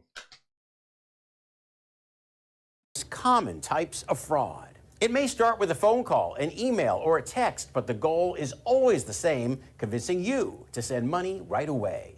Lynn, who asked we not reveal her full name, received an urgent phone call. Hello? Caller ID showed the local sheriff's office. I thought something maybe was wrong, like something happened to my husband or my son. She says the caller told her she missed jury duty. She thought it was a joke until she was threatened with fines and arrest. Every time you questioned it, he said, you'll be arrested? Yes, because if you hang up, we will send someone to arrest you. And you know what I would do? She followed instructions sent via text. They told me I needed to withdraw $9,100. Barely. I'm broke, nigga, I'm broke. She withdrew the money and deposited it into a local Bitcoin ATM. You know, Rick is so wild and has went so far off the meter. It's shit that I can't even tell you on TV. I mean, you know, for the sake of our friendship, you know what I'm saying? I'm not even gonna bring it up. But trust me, he's went there. He has went where it's like, yo, Rick, man, what the fuck is wrong with you, man? You done took this shit too far. And his response is like this: there's no such place. Darkness, let's go to the abyss, nigga! I'm not with it, man. I don't want to go to the abyss, man. You know what I'm saying? Rick wants to go to the abyss. In fact, he dwells in the abyss. Rick James dwells in the abyss, okay? And he wants company sometimes, you know? And for some reason, he likes to reach out for me. Whenever I'm around, when he wants to go there, he will reach out for me to try to take me to the abyss with him. And I'm not with it, man. I'm not with it. And that's when we end up, you know, tussling or whatever, you know what I'm saying? And this felt like official police business to you.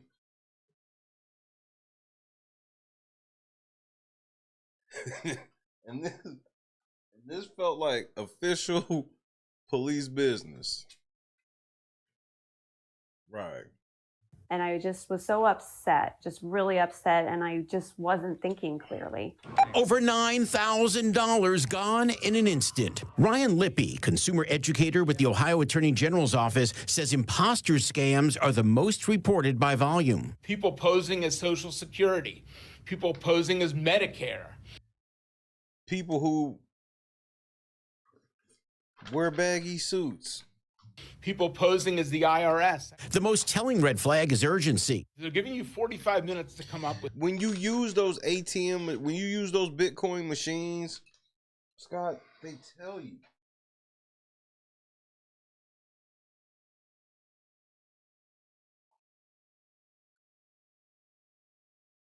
You just ignored all the warnings. As soon as Bitcoin got involved, I'm like, bro, so now it's untraceable. $2,100. That is a tactic they use to catch you flat-footed. If you think you're dealing with an imposter, the Better Business Bureau says stay calm. Don't reply directly. Call the person or company on another line. Verify the contact information and get a second opinion. If you've already sent money, contact the bank and wire transfer service. Time is of the essence. Lynn is going public in the hope of helping others. If I can help anybody, not fall for it. So you well, good. Don't waste your money. John Mattery, Scripps News Group. Hi. Government offices.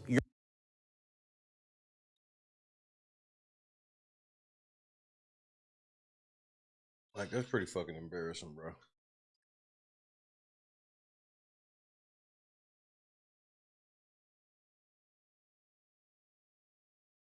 If your parents ain't tech savvy, you gotta watch out for them.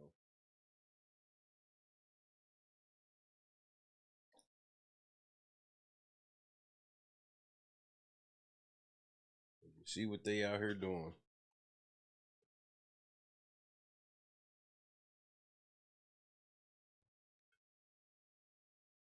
What made you think she had a husband?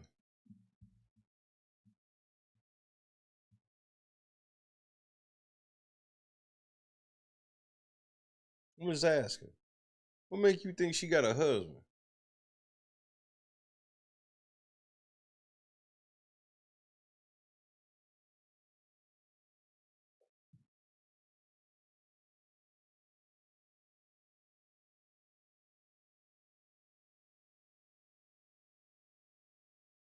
Okay, she did. When she was like the sheriff. All right, that bitch lying. She ain't married. I thought you was lying for her. No, she lied on her own. Thank you for clarifying. Lying bitch.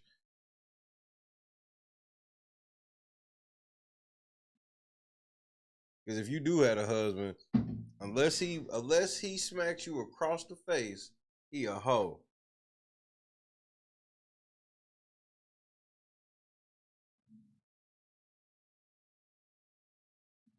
Yeah, my husband, he slapped the shit out of me when I got home.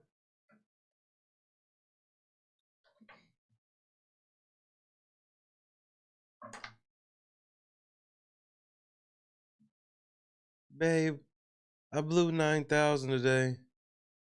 The police made me send them 9,000 in Bitcoin.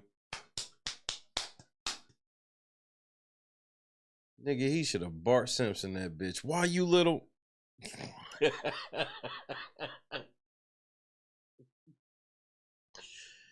He should have straight Bart Simpson that bitch, nigga. Like, you did what? I sent 9,000 in Bitcoin to the police. They said they were coming to arrest me. Nah, they get ready to come arrest me.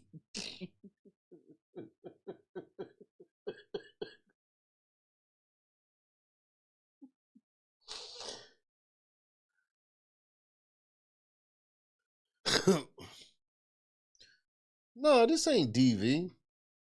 This is over $9,000. Stop. See, y'all get on my nerves, bro. Y'all make me sick. Can't do shit over here, bro. Do I have to? And see, now Cleve making me have to say on the record, like, nigga, you can't choke your bitch over $9,000. 17,000 might be different.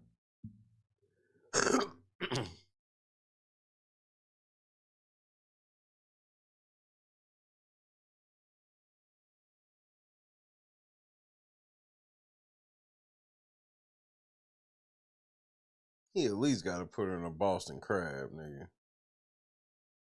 Like, she can't just walk away unscathed. He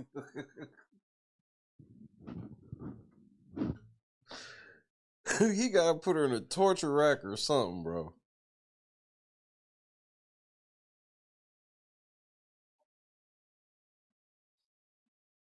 She can't.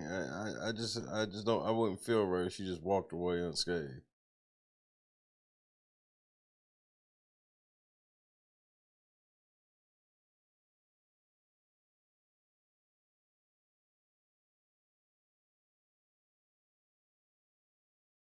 Exactly. If the price master call, do not hang up. Yeah. Some type of toll has to be paid. Yeah, she got to catch a suplex. She is a clothesline from hell, something.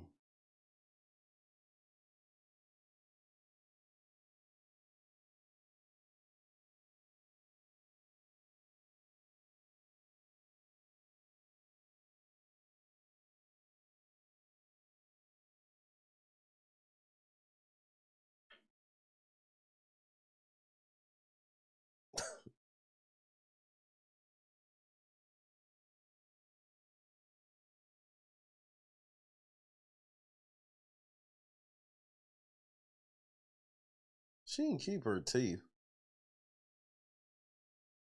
You still gotta look at her and shit.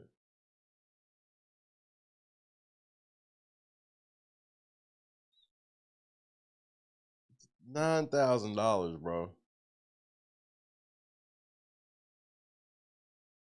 There's just something crazy about that. Cause I'm like,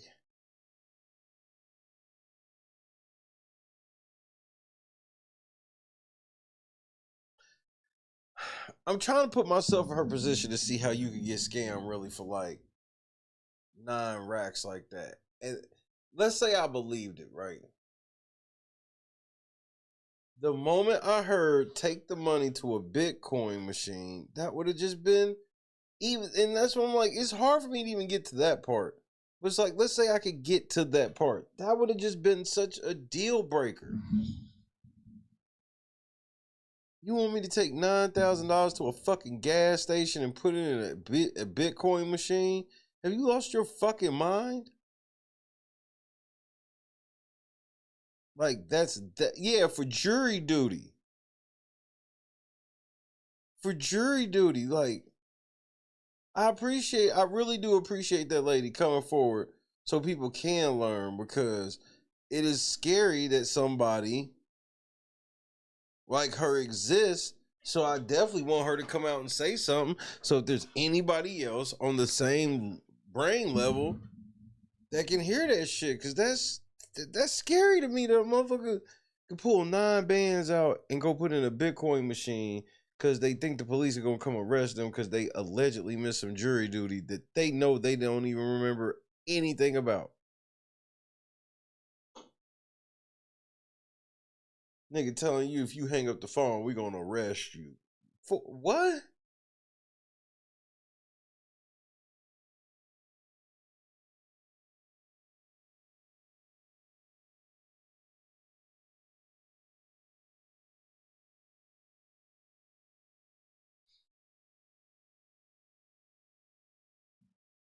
They got her. That's the best I can say for all this. They got her.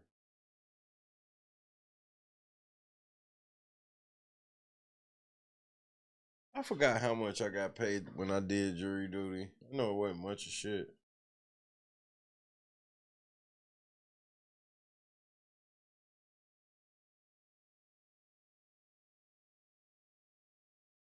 Oh, excuse me.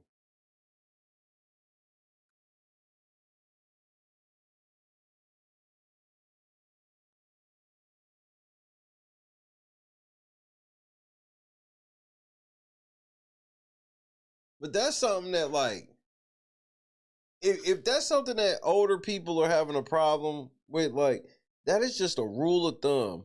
If somebody calls you talking about anything with Bitcoin, hang up the phone. Just hang up.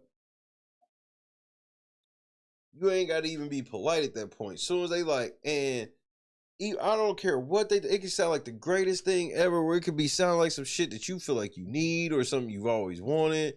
This, that, and the third. The moment they say Bitcoin, hang up. Because the reason they want you to pay them in Bitcoin is when you realize that you've been ripped off, you're not going to be able to trace the money and where it went. Yep. Walmart, gift cards, Bitcoin. You know, it used to be Western Union. I don't know if they still do too many of those.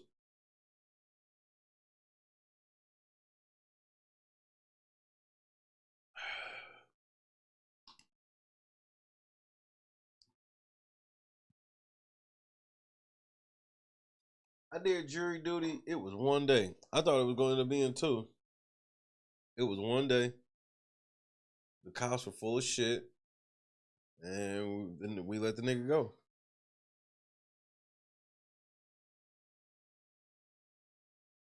My neighbor gets text messages about unpaid speeding tickets threatening to suspend his license.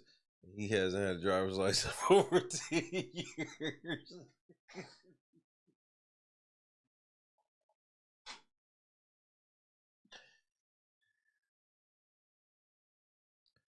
But when it comes to those scams, they know they'll send that shit to like a 1,000 people and hoping they hit one.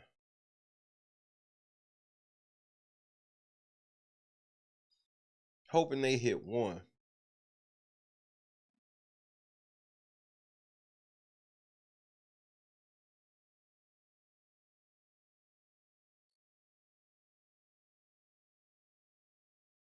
That's crazy. And what make me laugh about jurors getting paid so little, like they would never pay a judge that little.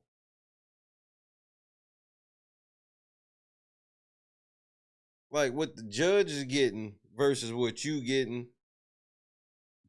is crazy. You getting pennies on the dollar. Nigga, they getting dollars on the dollar.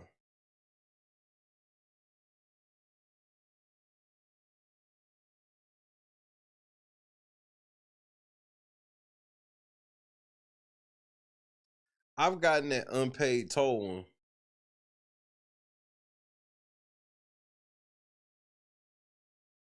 I got that unpaid toll and it was like, I don't even think this is our toll, and it wasn't. Because I was like, I've never gotten one of these by text message. What the fuck? They told my mom her social security number was about to expire. Oh.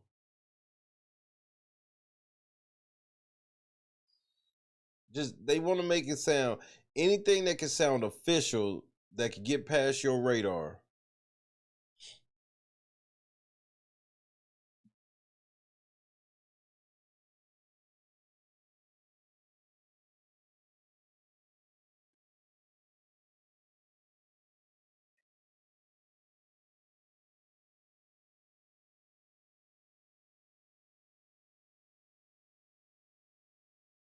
That's that bullshit. You know how mad I'd be if I had to use my motherfucking vacation days for jury duty? And then you only pay me that? That's like the most biggest slap in the face ever. You caused me to use vacation days. Not only because I had to supplement my pay from not working, but I just for the fact that I wasn't working.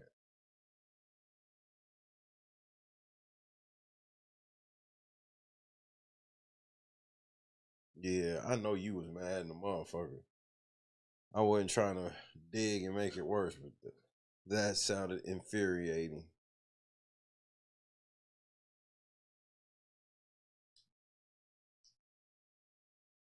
I remember when I got the jury duty thing, I was like, oh yeah, I ain't gonna make this shit. I want to say I even called myself, like, I don't think I lied on any of the questions, but I was definitely trying to not get picked. Whatever the fuck that meant. And I'll be damn if I ain't get, because it was like, yeah, because it was like, if you got picked, if you didn't get picked, you go home.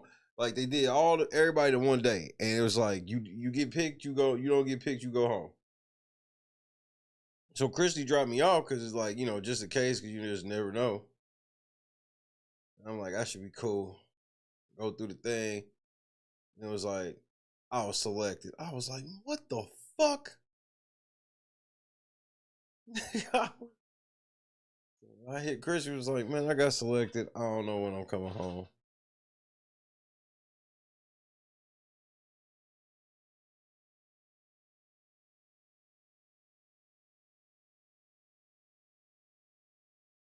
Nigga, we caught the police lying like a motherfucker. Nigga, the police like didn't want to answer no questions. Everybody was just like, what the fuck with y'all?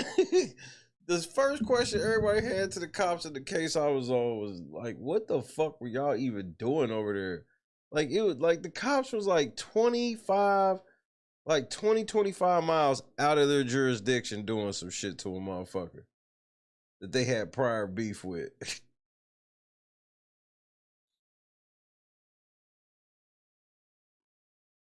And they found some weed in a house with 5 people, but it wasn't a lot of weed. So it was just like clearly like a little, maybe like a quarter or some shit like that. Trying to put that shit on the nigga that they ain't like. But when you saw where the weed was at, it's just like, it could have been anybody weed. It was five roommates living in a big ass house. And somebody threw some weed in a common space when the police came in. Illegally, might I add.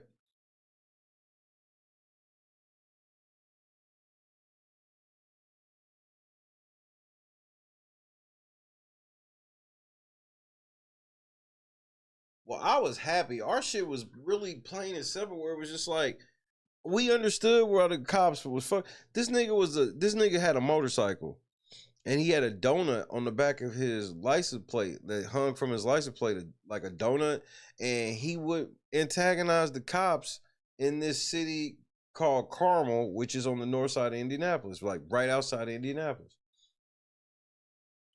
So he would fuck with them and race back into Indianapolis. One day the fucking Carmel police get to his fucking house and then call the Metro Police of Indianapolis and collude with them, and then they claim that something happened that where they need to kick the door in. They kicked the door in and they found like a little bit of reefer, and they tried to put it on the nigga they had beef with, even though it was like 4 other niggas living there, and they all were there. So it was like, y'all should have tried to charge everybody at the weed, but it wasn't enough to like really even do like that. It was just like, what the fuck were y'all doing there?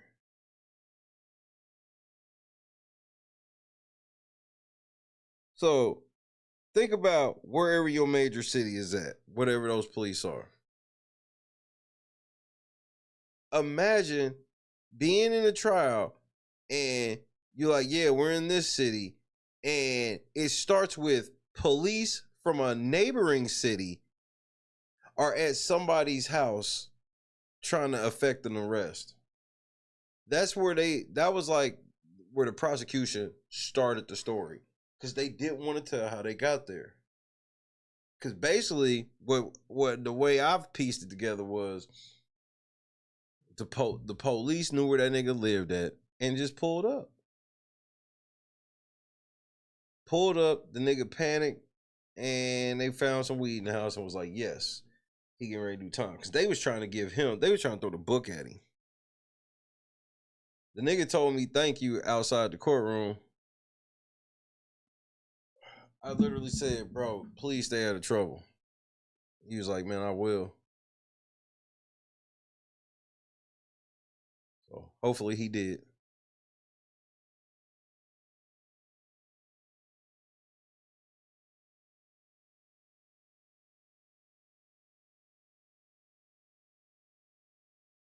Who is Nina Lynn? Why does that name sound familiar?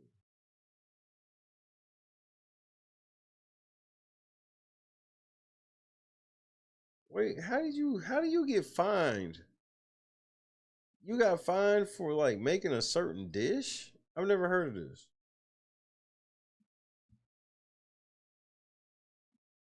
I guess we about to learn something together.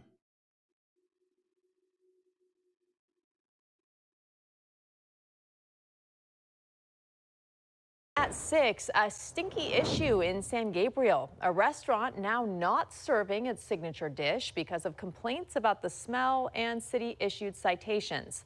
CBS LA's Elise Martinez shows us how the family-owned business is trying to put the popular Taiwanese dish back on the menu. At Golden Leaf Restaurant, you'll find traditional Taiwanese dishes on the menu, minus one of its most traditional, stinky tofu. At 6, a stinky issue in... My bad. What the fuck is stinky tofu, bro? Traditional Taiwanese dishes on the menu, minus one of its most traditional, stinky tofu. Like, what the fuck is that? Jackie, what's happening? This shit looks so unappealing.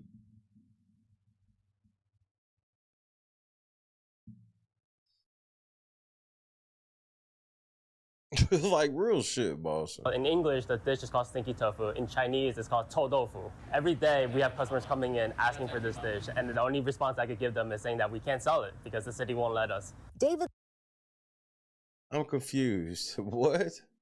Lau's family owns the restaurant. They've been serving stinky tofu from 2014 until 2017, when a neighbor complained about the smell. It's a funky smell. I think people are just unfamiliar with the smell, that's all. Lau pulled the dish from the menu after the city threatened them with fines. Like what? The dish accounted for nearly... Nigga, your food stink. Nigga, if they not rolling up over niggas' house and doing this shit with chitlins, I don't want to hear this shit with this stinky tofu. There's no way it smells worse than chitlins.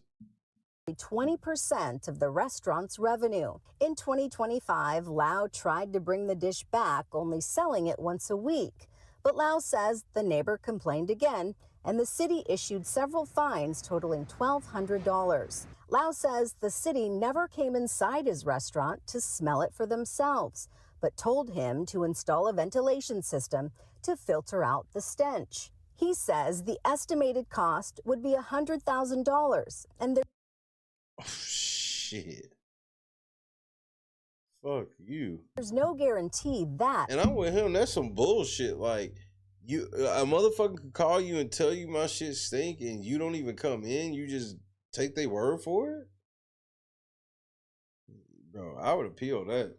Would satisfy the city. They suggested if we install the filter, spend all the investment, and the neighbor complains, we still can't sell it. Other restaurants in San Gabriel have served stinky tofu without issue. Lau says business owners in the strip mall have never complained about a stench. We have never smelled the stinky tofu. I didn't even know he was selling it. San Gabriel is home to a large population of Taiwanese Yeah, somebody hating.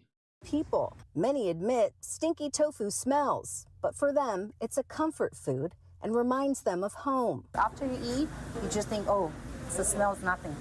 Just depends if you can take it or not. Yeah. Lau says a sound ordinance is measured by decibels and wonders how the city is measuring the smell. He says That's a great question. every day people ask for stinky tofu, and he really wants to serve it to them. And there is a demand for it. And I think preserving the culture and then these dishes are very important. In San Gabriel, Elise Martinez. Nigga, you should start you a Golden Leaf food truck. CBS LA. Hi. At 6, a stinky issue in San... The shit looks gross. I ain't gonna. I started working I ain't for gonna New. lie to you. The shit look gross to me.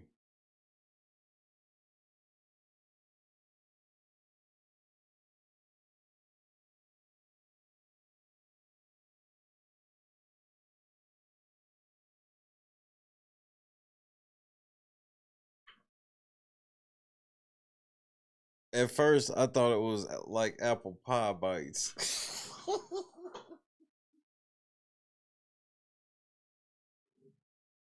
Yeah, no. Nip. 5-7 was happening. Nope, not quite Boston.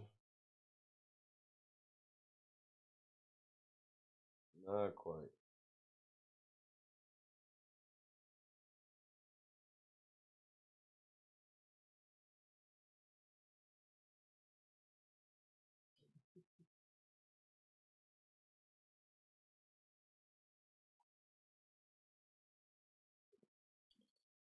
Tomorrow's Monday.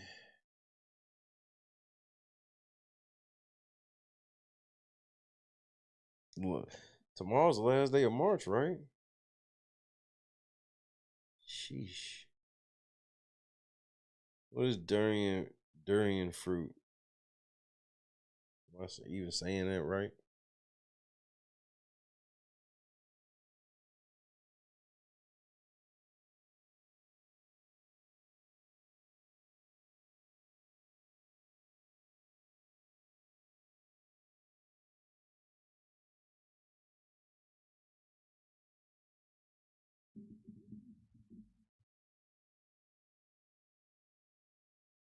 So tomorrow, yeah, it's after midnight. Thank you. So today's the 30th.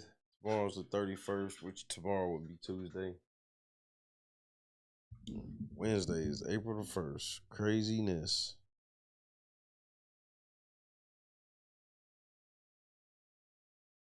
We almost there.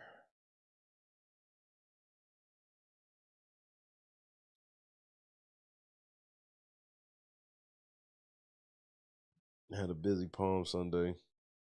I was up extra early. I was up at like 6 a.m. I literally took a half an hour nap. Got up and cleaned up.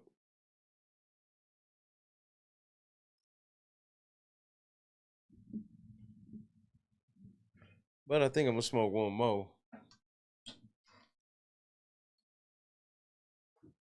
Smoke one more, find another video. Took my black ass to bed. The bed at a decent hour tonight.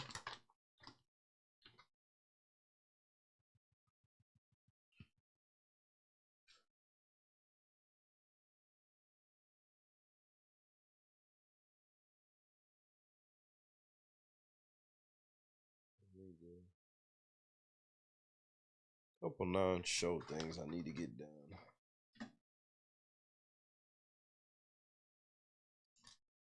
Belated celebration for your brother. Turn 80, that's crazy. God is great.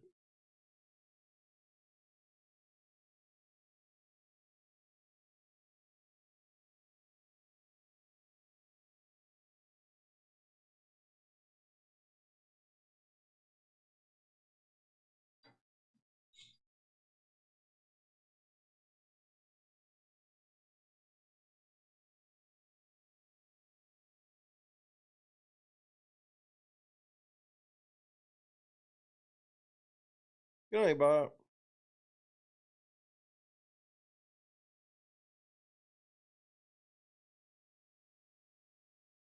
Can we get better words than pull the plug? Oh.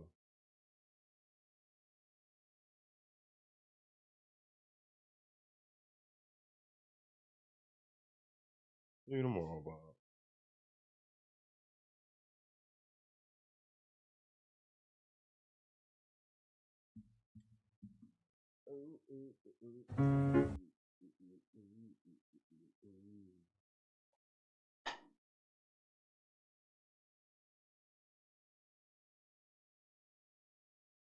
Oh, that's crazy.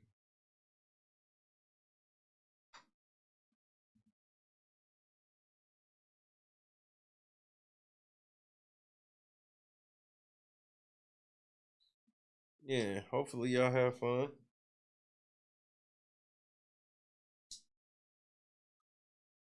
All that good shit.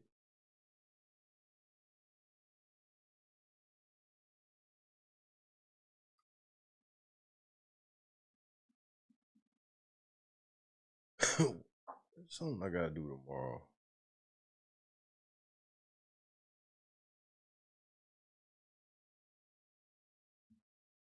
I can't remember right now. So hopefully I remember before tomorrow. Wait, Big Baby Davis got out of the feds already? Damn, that 2 years went by fast.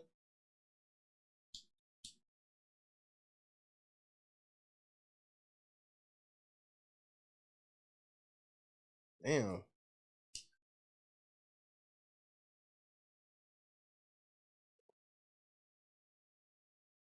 I remember I saw that picture of that nigga up in there, and that shit had me in tears.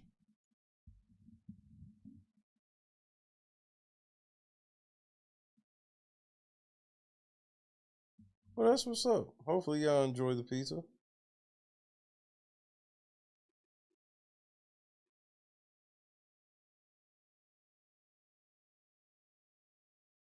Oh, the nigga. You talking about that stupid ass nigga that did that 6-hour live stream, but it wasn't live?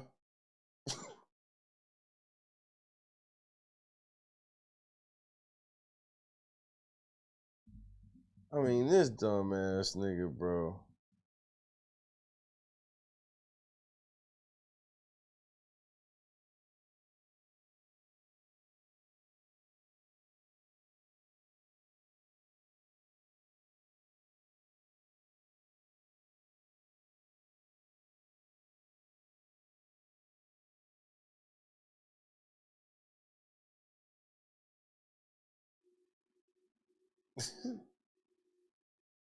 This stupid ass nigga.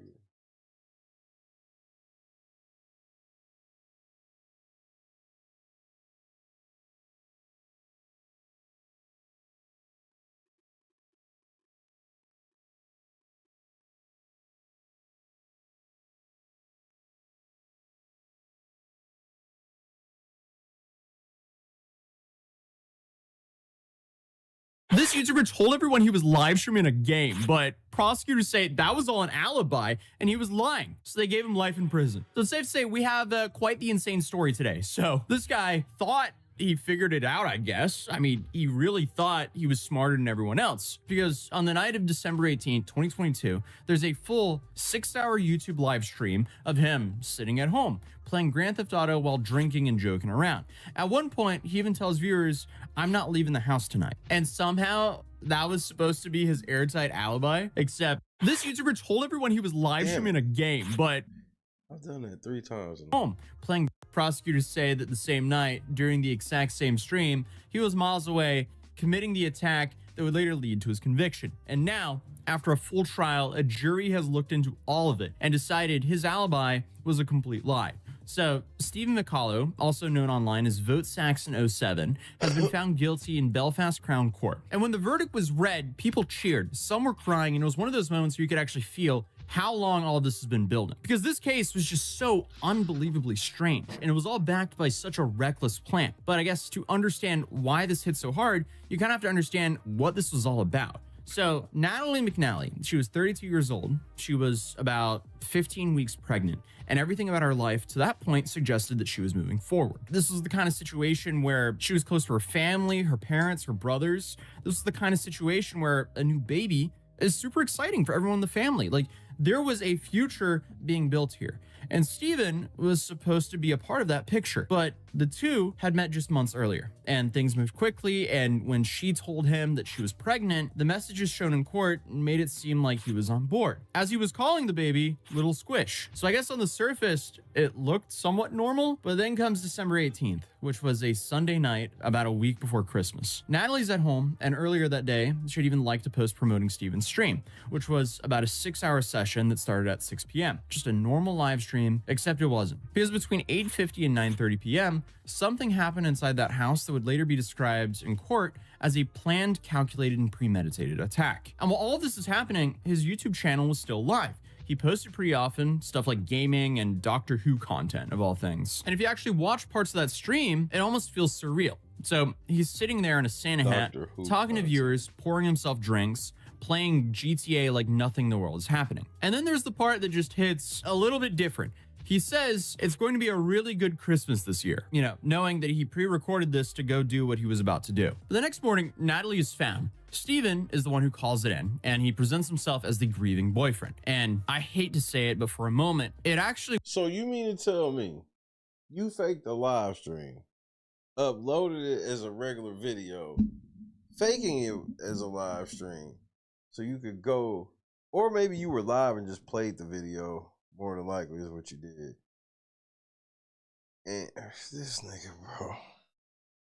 It worked, because when police look at him, there's this 6-hour video sitting right there, a full timeline at his home, but that's where things start getting really weird. It does seem a little bit too convenient. Like, a pregnant woman is just attacked in her home, and her boyfriend just happens to have a full 6-hour video of himself online at the exact time. Like, it would make more sense if he was one of those daily streamers, but if he just streamed here and there, I don't know. It's hard to really know because his page has been nuked on YouTube, so yeah. But there were posts going around breaking down the timeline, trying to make sense of it. People pointed out how earlier that same day, Natalie had interacted with a post promoting the stream. But the more you looked, the more things just didn't really sit right. So for starters, the way the stream was set up. Right at the beginning, he tells viewers there's a technical issue and that he won't be interacting with the chat. So chat amongst yourselves, he said. Because this streaming software is kind of up the left, it means I can't check the live chat, which is a real shame. So by all means, talk amongst yourselves. I could use my phone to dip in every now and again and check it, but phone's away. Can't look at the live chat for some bloody reason, because if I do, it makes the whole thing freeze and OBS just screws up. I guess you can say that makes no sense. Yes, there's times my chat don't work, but like there's several different fail safes. Yes, some are less convenient than others, but whatever. And then if all else fails, then yes, I would 1000% have my phone, especially if my content is content where I'm normally, talking to the chat. That's the first red flag, because if you've ever watched a live stream, you already know. I mean, interaction happens, especially on like a sit down gaming stream with not like a whole bunch of viewers. Like, for example, I stream here on this channel and I do interact a little bit with chat, but for the most part, when I live stream, I kind of live stream like I'm recording a video. So I just like start the stream and then I just, report or do the whole video, but I do it live. So in those streams, because they're way shorter than like a 6-hour stream, I don't interact with chat too much. I do talk to it a little bit though. But here, in 6 hours, he didn't interact a single time with chat, which is crazy. Especially with the whole point of that kind of stream is, to be an interactive live stream, not to be a VOD. I guess for him, it was meant to be a VOD though, because, it was his alibi. I digress. But he then also had moments in a stream that, looking back now, are just very unsettling. Like, I was reading somewhere recently, like the amount of police force that we have lost over the last 12 years is just frightening, and no wonder crime is on the rise. That's why I like sticking to just doing crimes in a video game, because I'm a bit of a sadistic, I suppose. But then again, it is a video game, It's not like it's got real. I'm a bit of a sadistic. Real world consequences, so who gives a I need to kill this. I need to take her down. Attack, panic, attack. That's what we're doing. And then later he tries to balance that out by saying, in real life, I'm an absolute sweetheart. Apparently not. Like, are you though? I'm an absolute.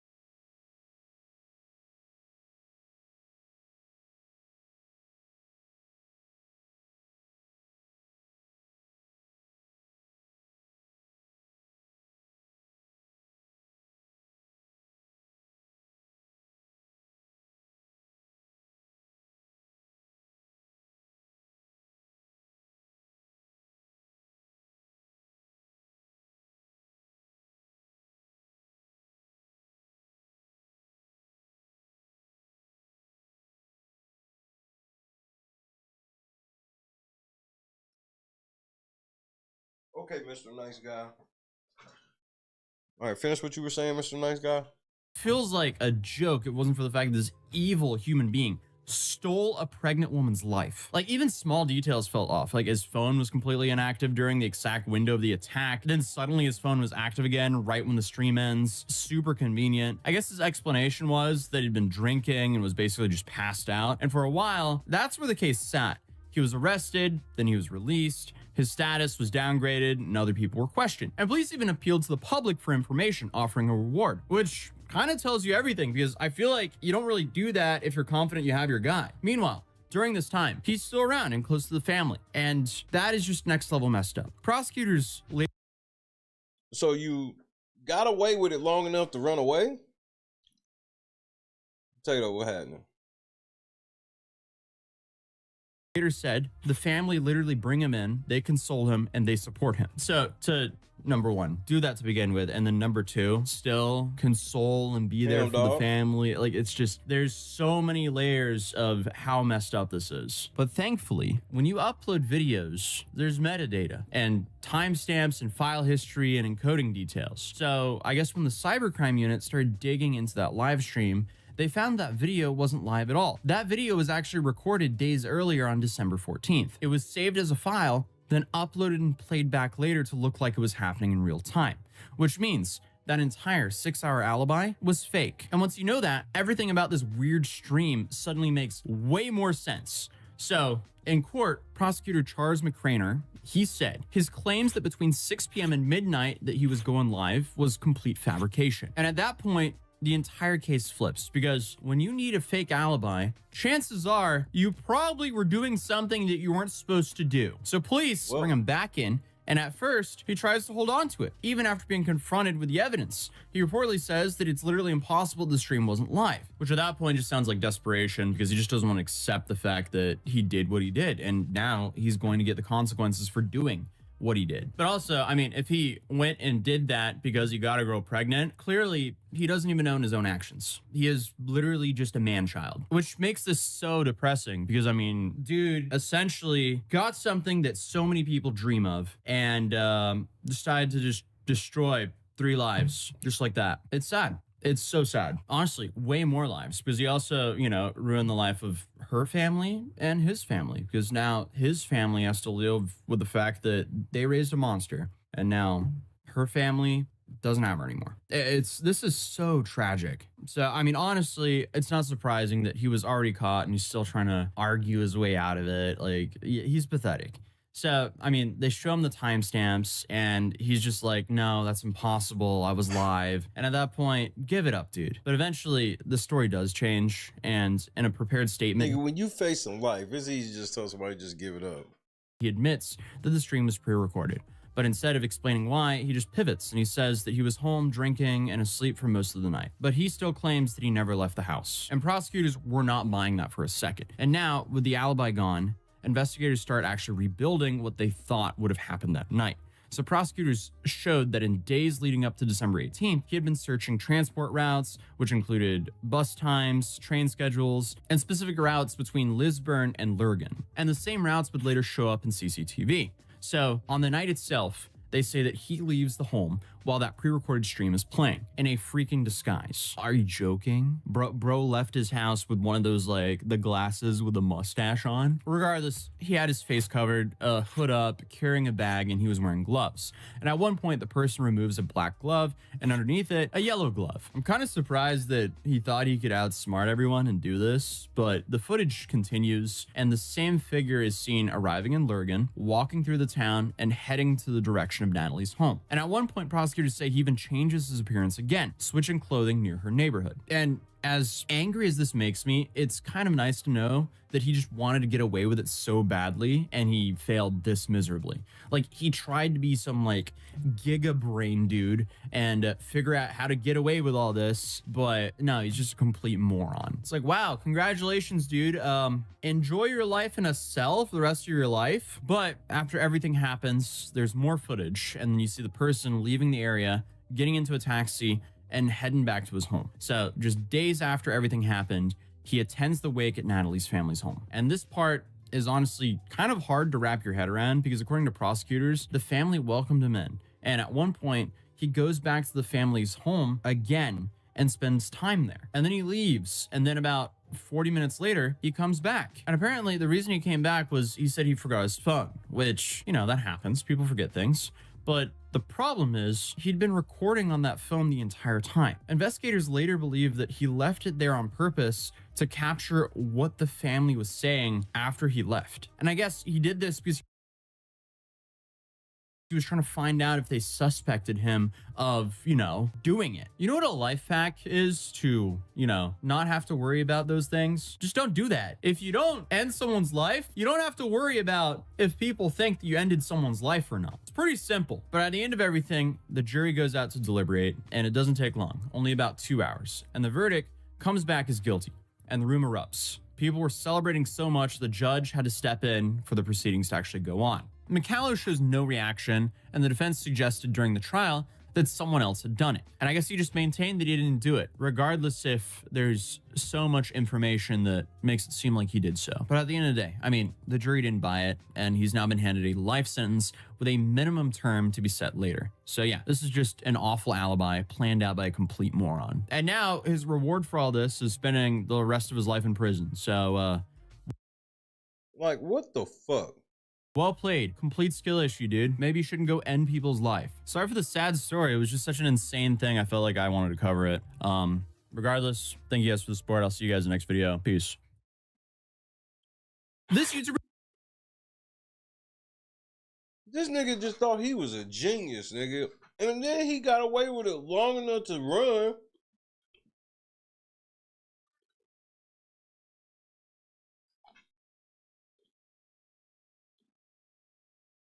That's like the dumbest fucking thing I've ever heard of.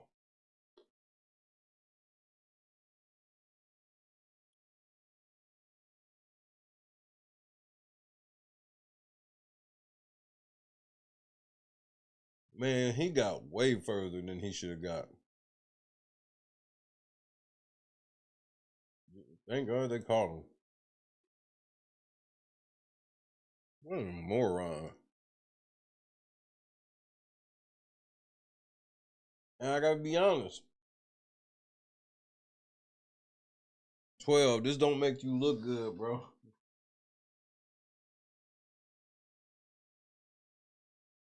This don't make you look good.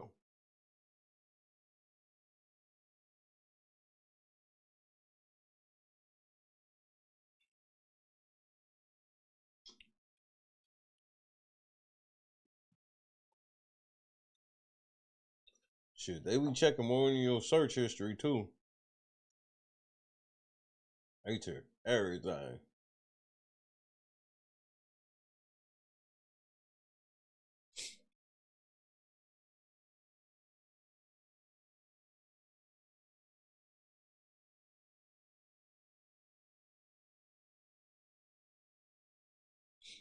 Real fucked up story.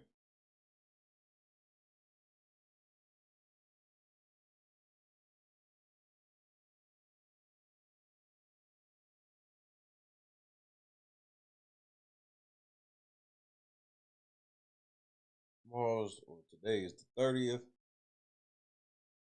Okay. We have now entered Holy Week.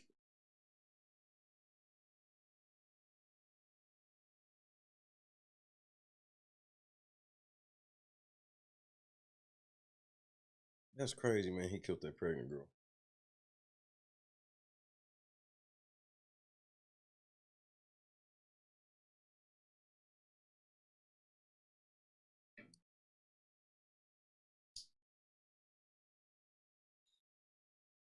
I can't believe these motherfuckers got fired from Chick-fil-A. And the motherfucker got stabbed over a dinner bill. This has been a fun fun 24 hours of news. For me, rather. I heard one of the Afro Man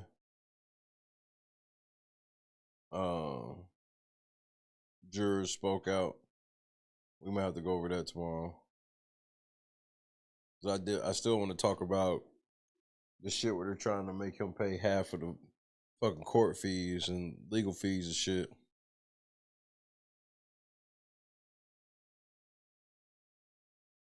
That judge better be careful. He act like niggas ain't watching.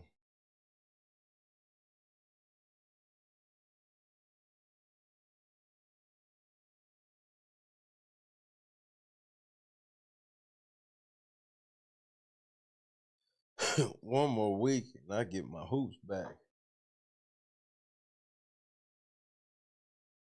It's so much harder just like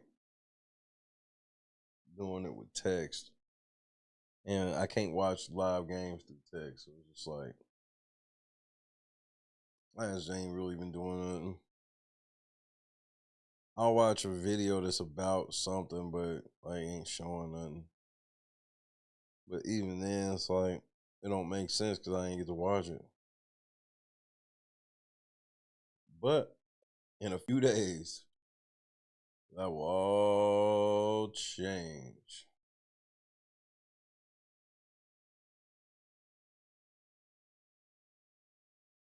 That's gonna change.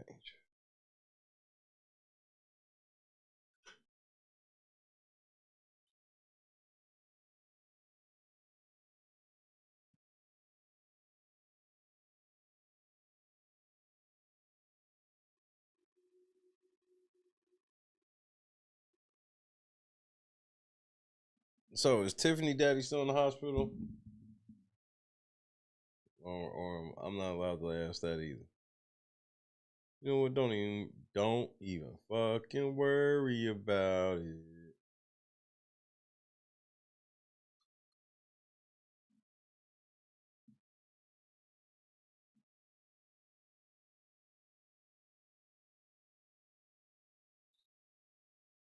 I was watching this thing about DJ Academics.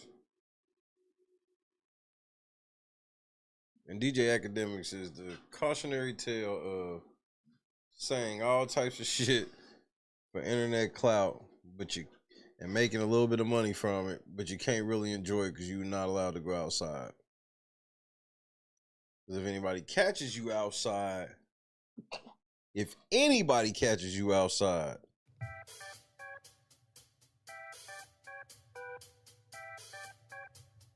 belt to ass.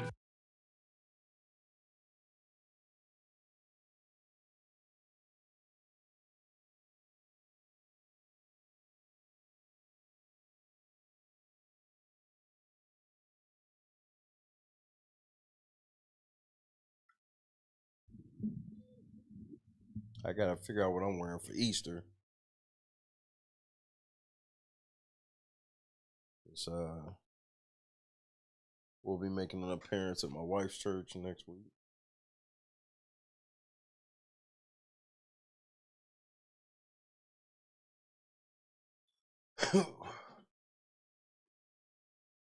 My days of Easter suiting it stopped once I had to buy my own Easter suit. Paying that much for an outfit just ain't never been my steez.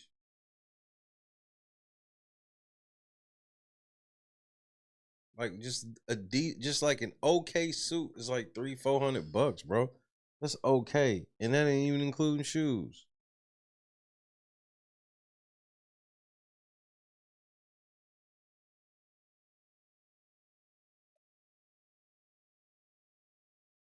But I gotta start figuring it out because I want to be setting a good example for Junior. Good night, Ham Dog. I am not far behind myself.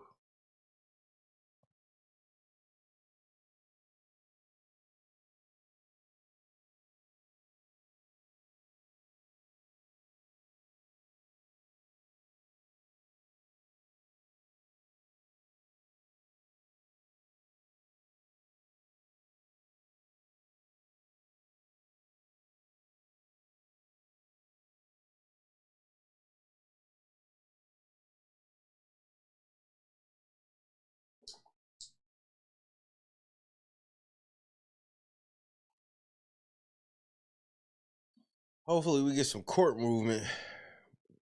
I got the opening brief due. So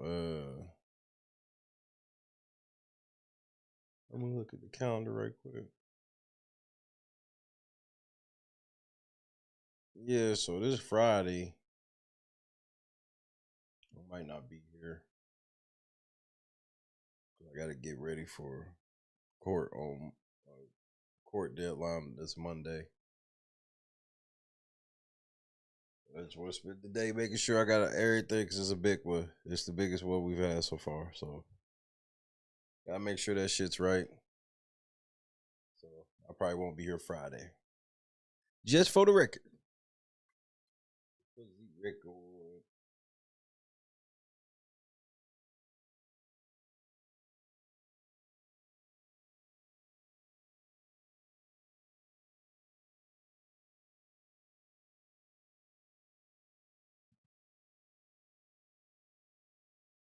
Then I heard some nigga on the stream ran over a motherfucker. Like, bro, this shit where y'all niggas is on stream running over people's crazy.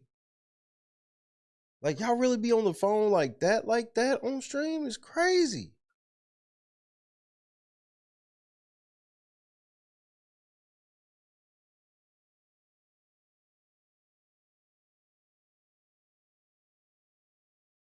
Like, the way the nigga was just driving, looking at his phone was some crazy shit. I think we gonna do that tomorrow, too.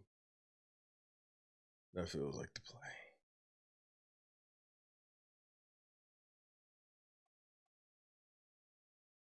He did it so casual.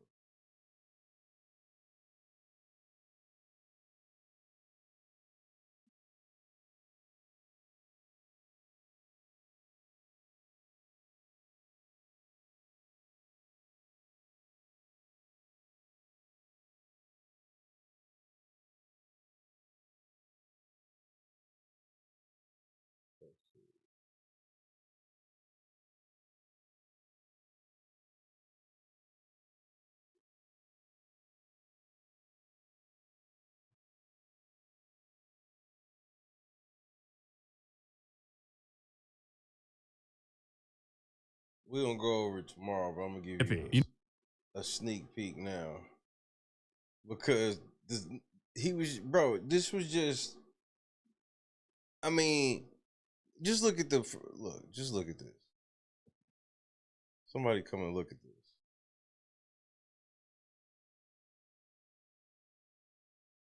Look how into his phone this nigga is.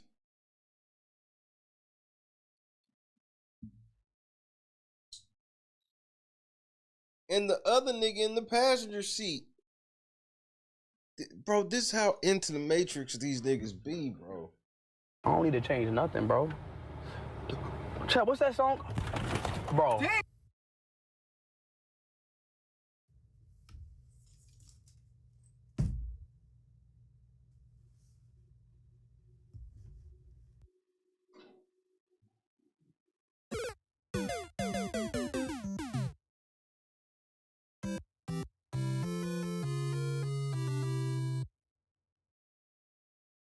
Oh, fuck, we live real now.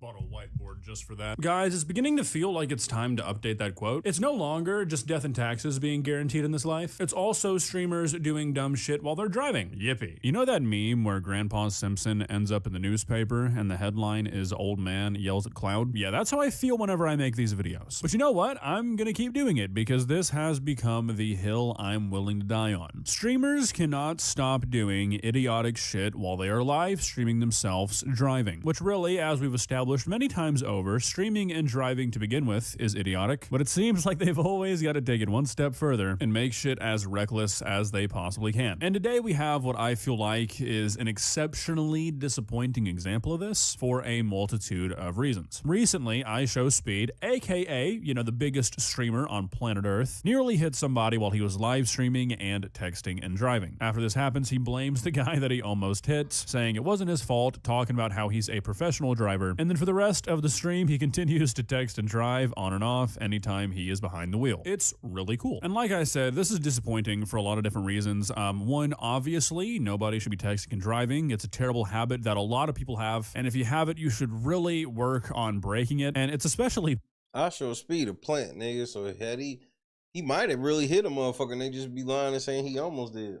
Bad because everybody who texts and drives thinks that they're a better texter and driver than everyone else on the planet. It's one of those things where people who do it think that they are the only ones who do it right. Everyone else is the idiot. But there's no way to be good at looking down at your phone going 60 and then looking up and having no possible way because of physics to avoid the minivan that has spawned in front of you. All the people who have T-boned minivans, killed motorcyclists, hit pedestrians, they probably thought that they were really good at texting and driving too right up until that moment. Secondly, speed is unbelievably influential, like worldwide massive influence. And instead of just being like, oh shit, let me get off my phone, I shouldn't be doing that, which unironically, if he would have done just that, the bare minimum, just saying, oh shit, maybe I shouldn't be texting and driving, let me put my phone down. He could have genuinely helped set a precedent for streamers because he's just that fucking influential. I honestly believe that him just saying that would have genuinely led his audience to get on other streamers' asses when they do stupid shit like this because speed just has that much influence influence. But instead, he doubles down on it, blames it on the guy in front of him, and continues to text and drive. And thirdly, YouTube is not going to do a damn thing about this because speed makes them so much fucking money. So it just kind of sucks. We're going to take a look at the stream here. It's not as bad as the things we've looked at recently with like Silky and Miss Meansy, but it's still bad. And I don't think stuff like this should fly. You'll see. Let's begin. Please subscribe. Chat, what's that song called? I put my hands up in the air sometimes, saying, hey, oh, baby, let's go. And we go out tonight like it's dynamite. Wait, bro, they telling me to change. You gonna change your pants? My chat telling me to change. Bro, I'm cool, bro. I don't need to change nothing, bro. Chat, what's that song? Bro. Damn.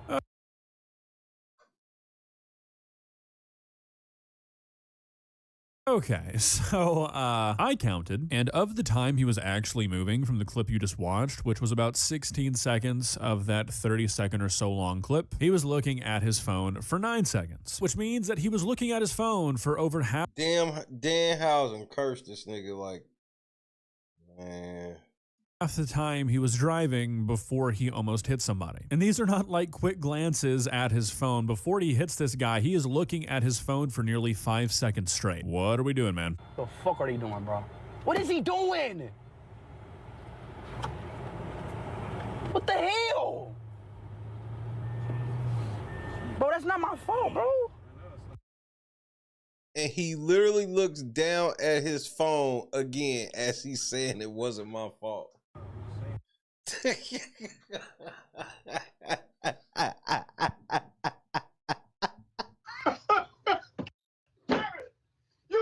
make this shit up. The hell is... What is he doing? My brother in Christ, you wouldn't know because you weren't even looking at him. I think he's genuinely asking because he just doesn't know. He wasn't looking at the road, so how would he know what the other drivers on the road are doing? Like, that's another thing. I can't say for certain whether Speed is being sincere or not. Maybe the guy he almost hit was doing something stupid, but you wouldn't know because you aren't looking. Like, defensive driving is still a thing. If you're too busy texting and driving to avoid an accident, you still crashed because you were texting and driving. Doesn't matter if it's not entirely your fault. Bro, I can't. Where's he driving to, bro? God, bro, yo, Jamal, can you play that, I put my hands up in the air sometimes. That's what I'm trying to... Hold up, I got you.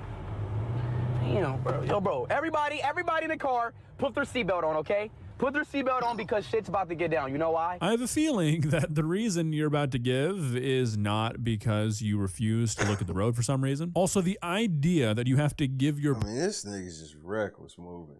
Passengers a reason to put on their seatbelt. Like, holy shit, what are we doing, guys? This is moronic behavior. Like, it just baffles me that stupid shit like not wearing your seatbelt and texting and driving is so common that there is a new streamer to talk about doing it every single fucking week. Because Speed is about to be showing speed. And guys, we do this all professionally. I have been driving I got my license at 16 years old.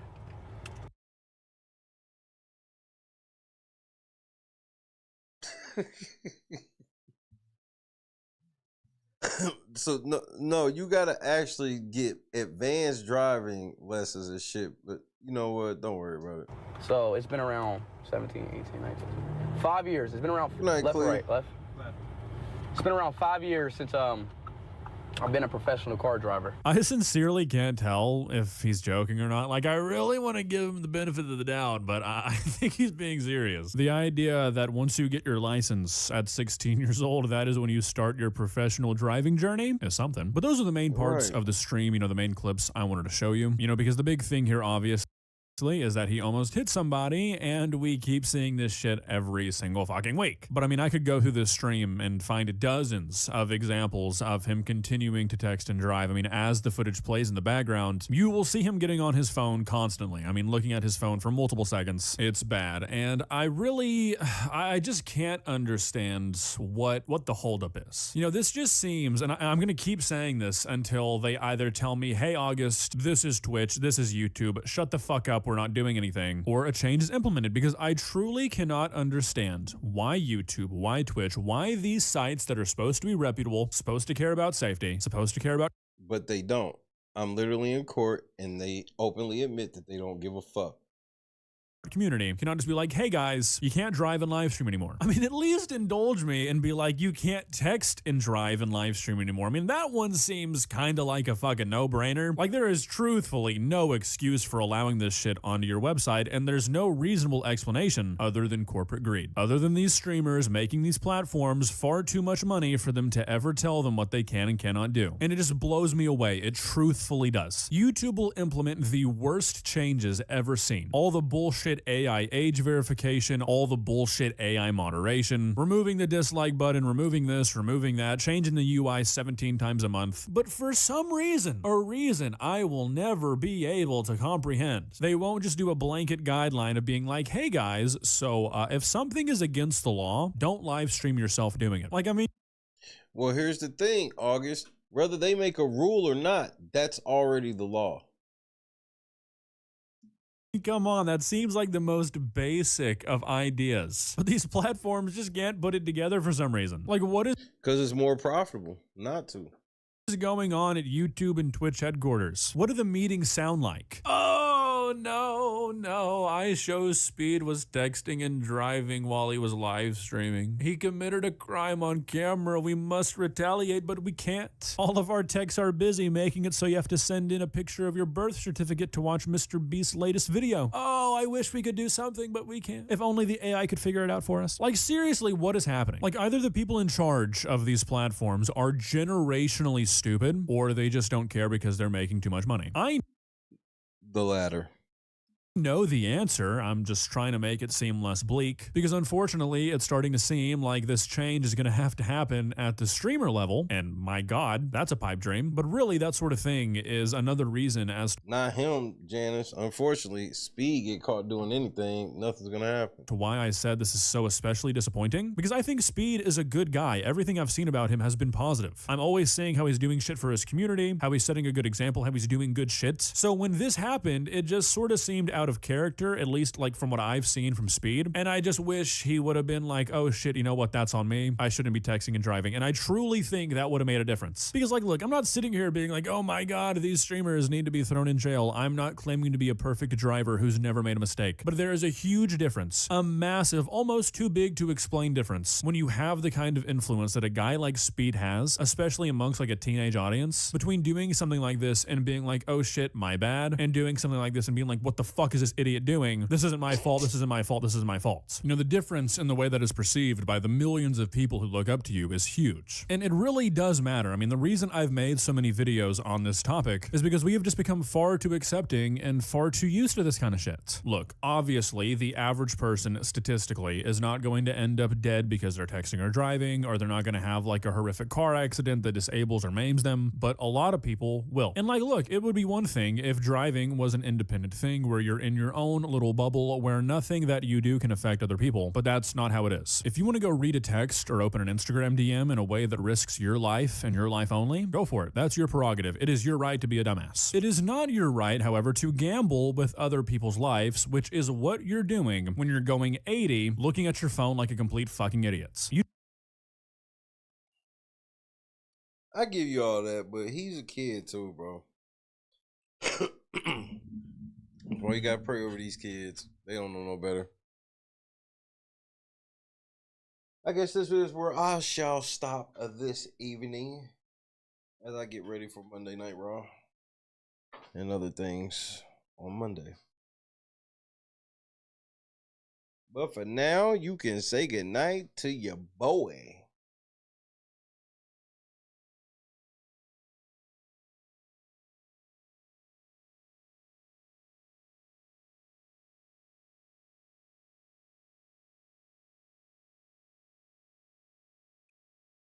Boston, Janice, shout out to Bob, Big, Napa. God bless as well, Boston. This is tomorrow's show is actually easy, and they're gonna have Gunther come out for what? What's like beat him up, write him off the show? I told them not to do that stupid ass retirement storyline shit with him. But nah. Kendra, Joy, Miss George, God is indeed great. Oh, this week has wore me out. I ain't really get a day off this week. But I'm gonna sleep good and I'm gonna sleep in. Me too. I got a lot. Oh man, I'm gonna really air out this mellow thing because I was pissed off about it, and I've just gotten more and more mad. I have not gotten less mad. I've gotten more mad.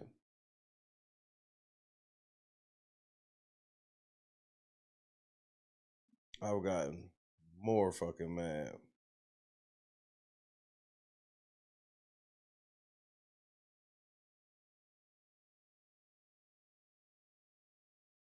Just ridiculous. But then again, I'm probably fucking lying. Happy Palm Sunday. It is Easter week. If you ever needed a week to really explain how God is great, well, shit. You got it now.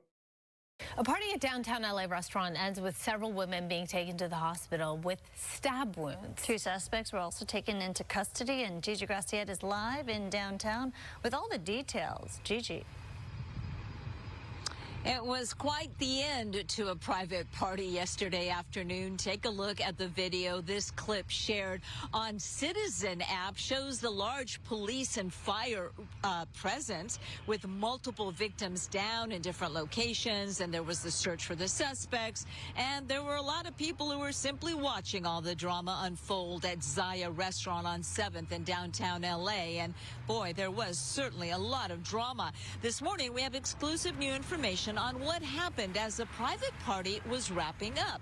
Apparently, servers brought the party the bill, and that's when sources tell us the fighting started. It was 4:40 in the afternoon, and apparently the all-girl group disagreed on something and started arguing with each other.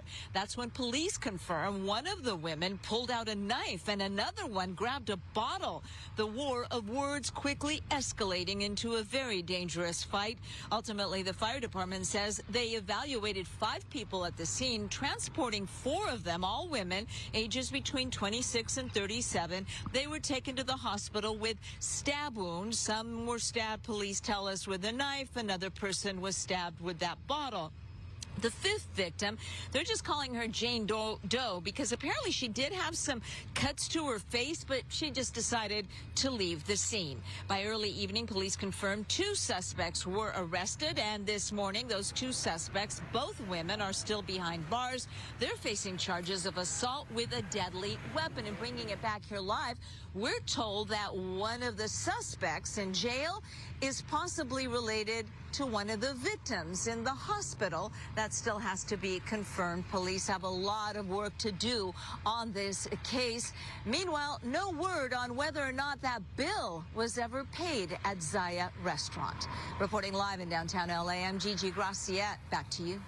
What a mess. All right, scary situation there, Gigi. Thank you.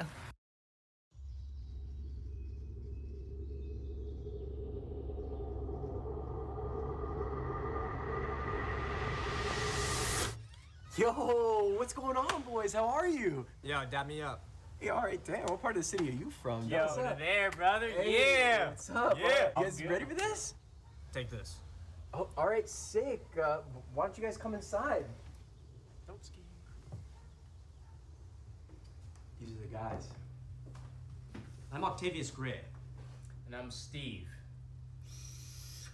Steve LeVois. It's okay, I have vape in here, right? God is great, bro.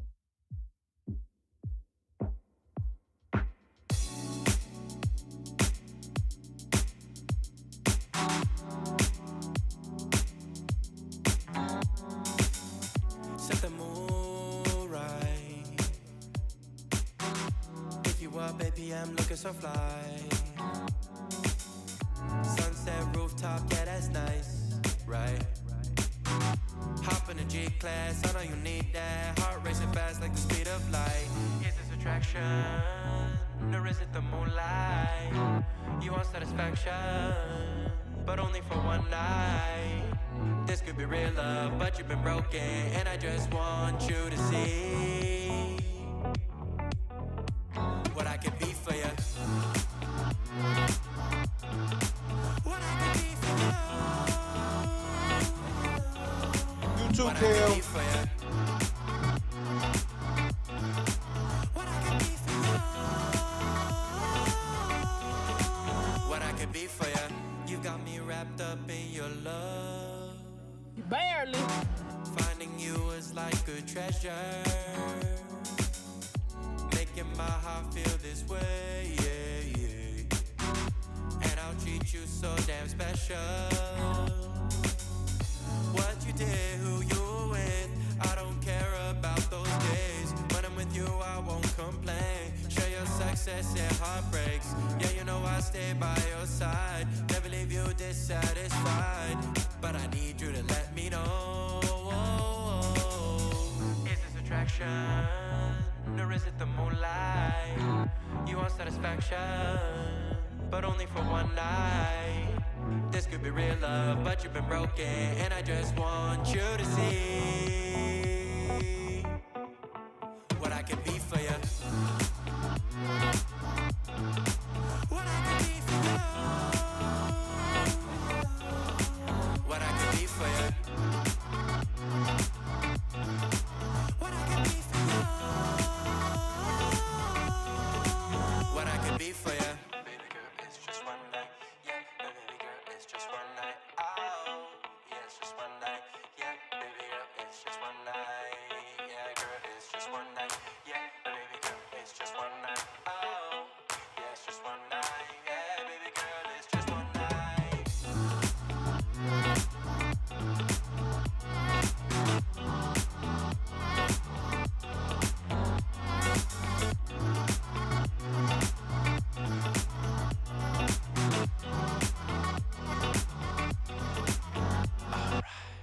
Crushed it. God is great. Hey man, don't go to dinner with more than 4 people. Save yourself a hospital trip.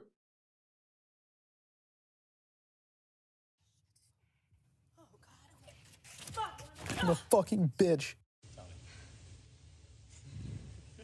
Guys, I gotta go. You got it, I don't Jess. want to hurt myself. You gotta pee? It's all right. No, You you got gotta it, Jess. go. You gotta go, girl. Let go. I don't even want to fall. Turn to the side. You're okay. You Just good. land right on that booty, girl. Just put your legs out Turn and to the pull on side. your booty. Jess, you're amazing. You Say got it. it. You got it. You got it. Turn to the side. Just let go and turn. Like you're laying in bed. Yep. Like you're jumping onto your bed on your side. Just let go. Turn to the side. Shut your eyes. You got it, my love. Just turn to the side. You're okay. Alpha. I've never even heard of him. You damn right, number 5. I'm petty.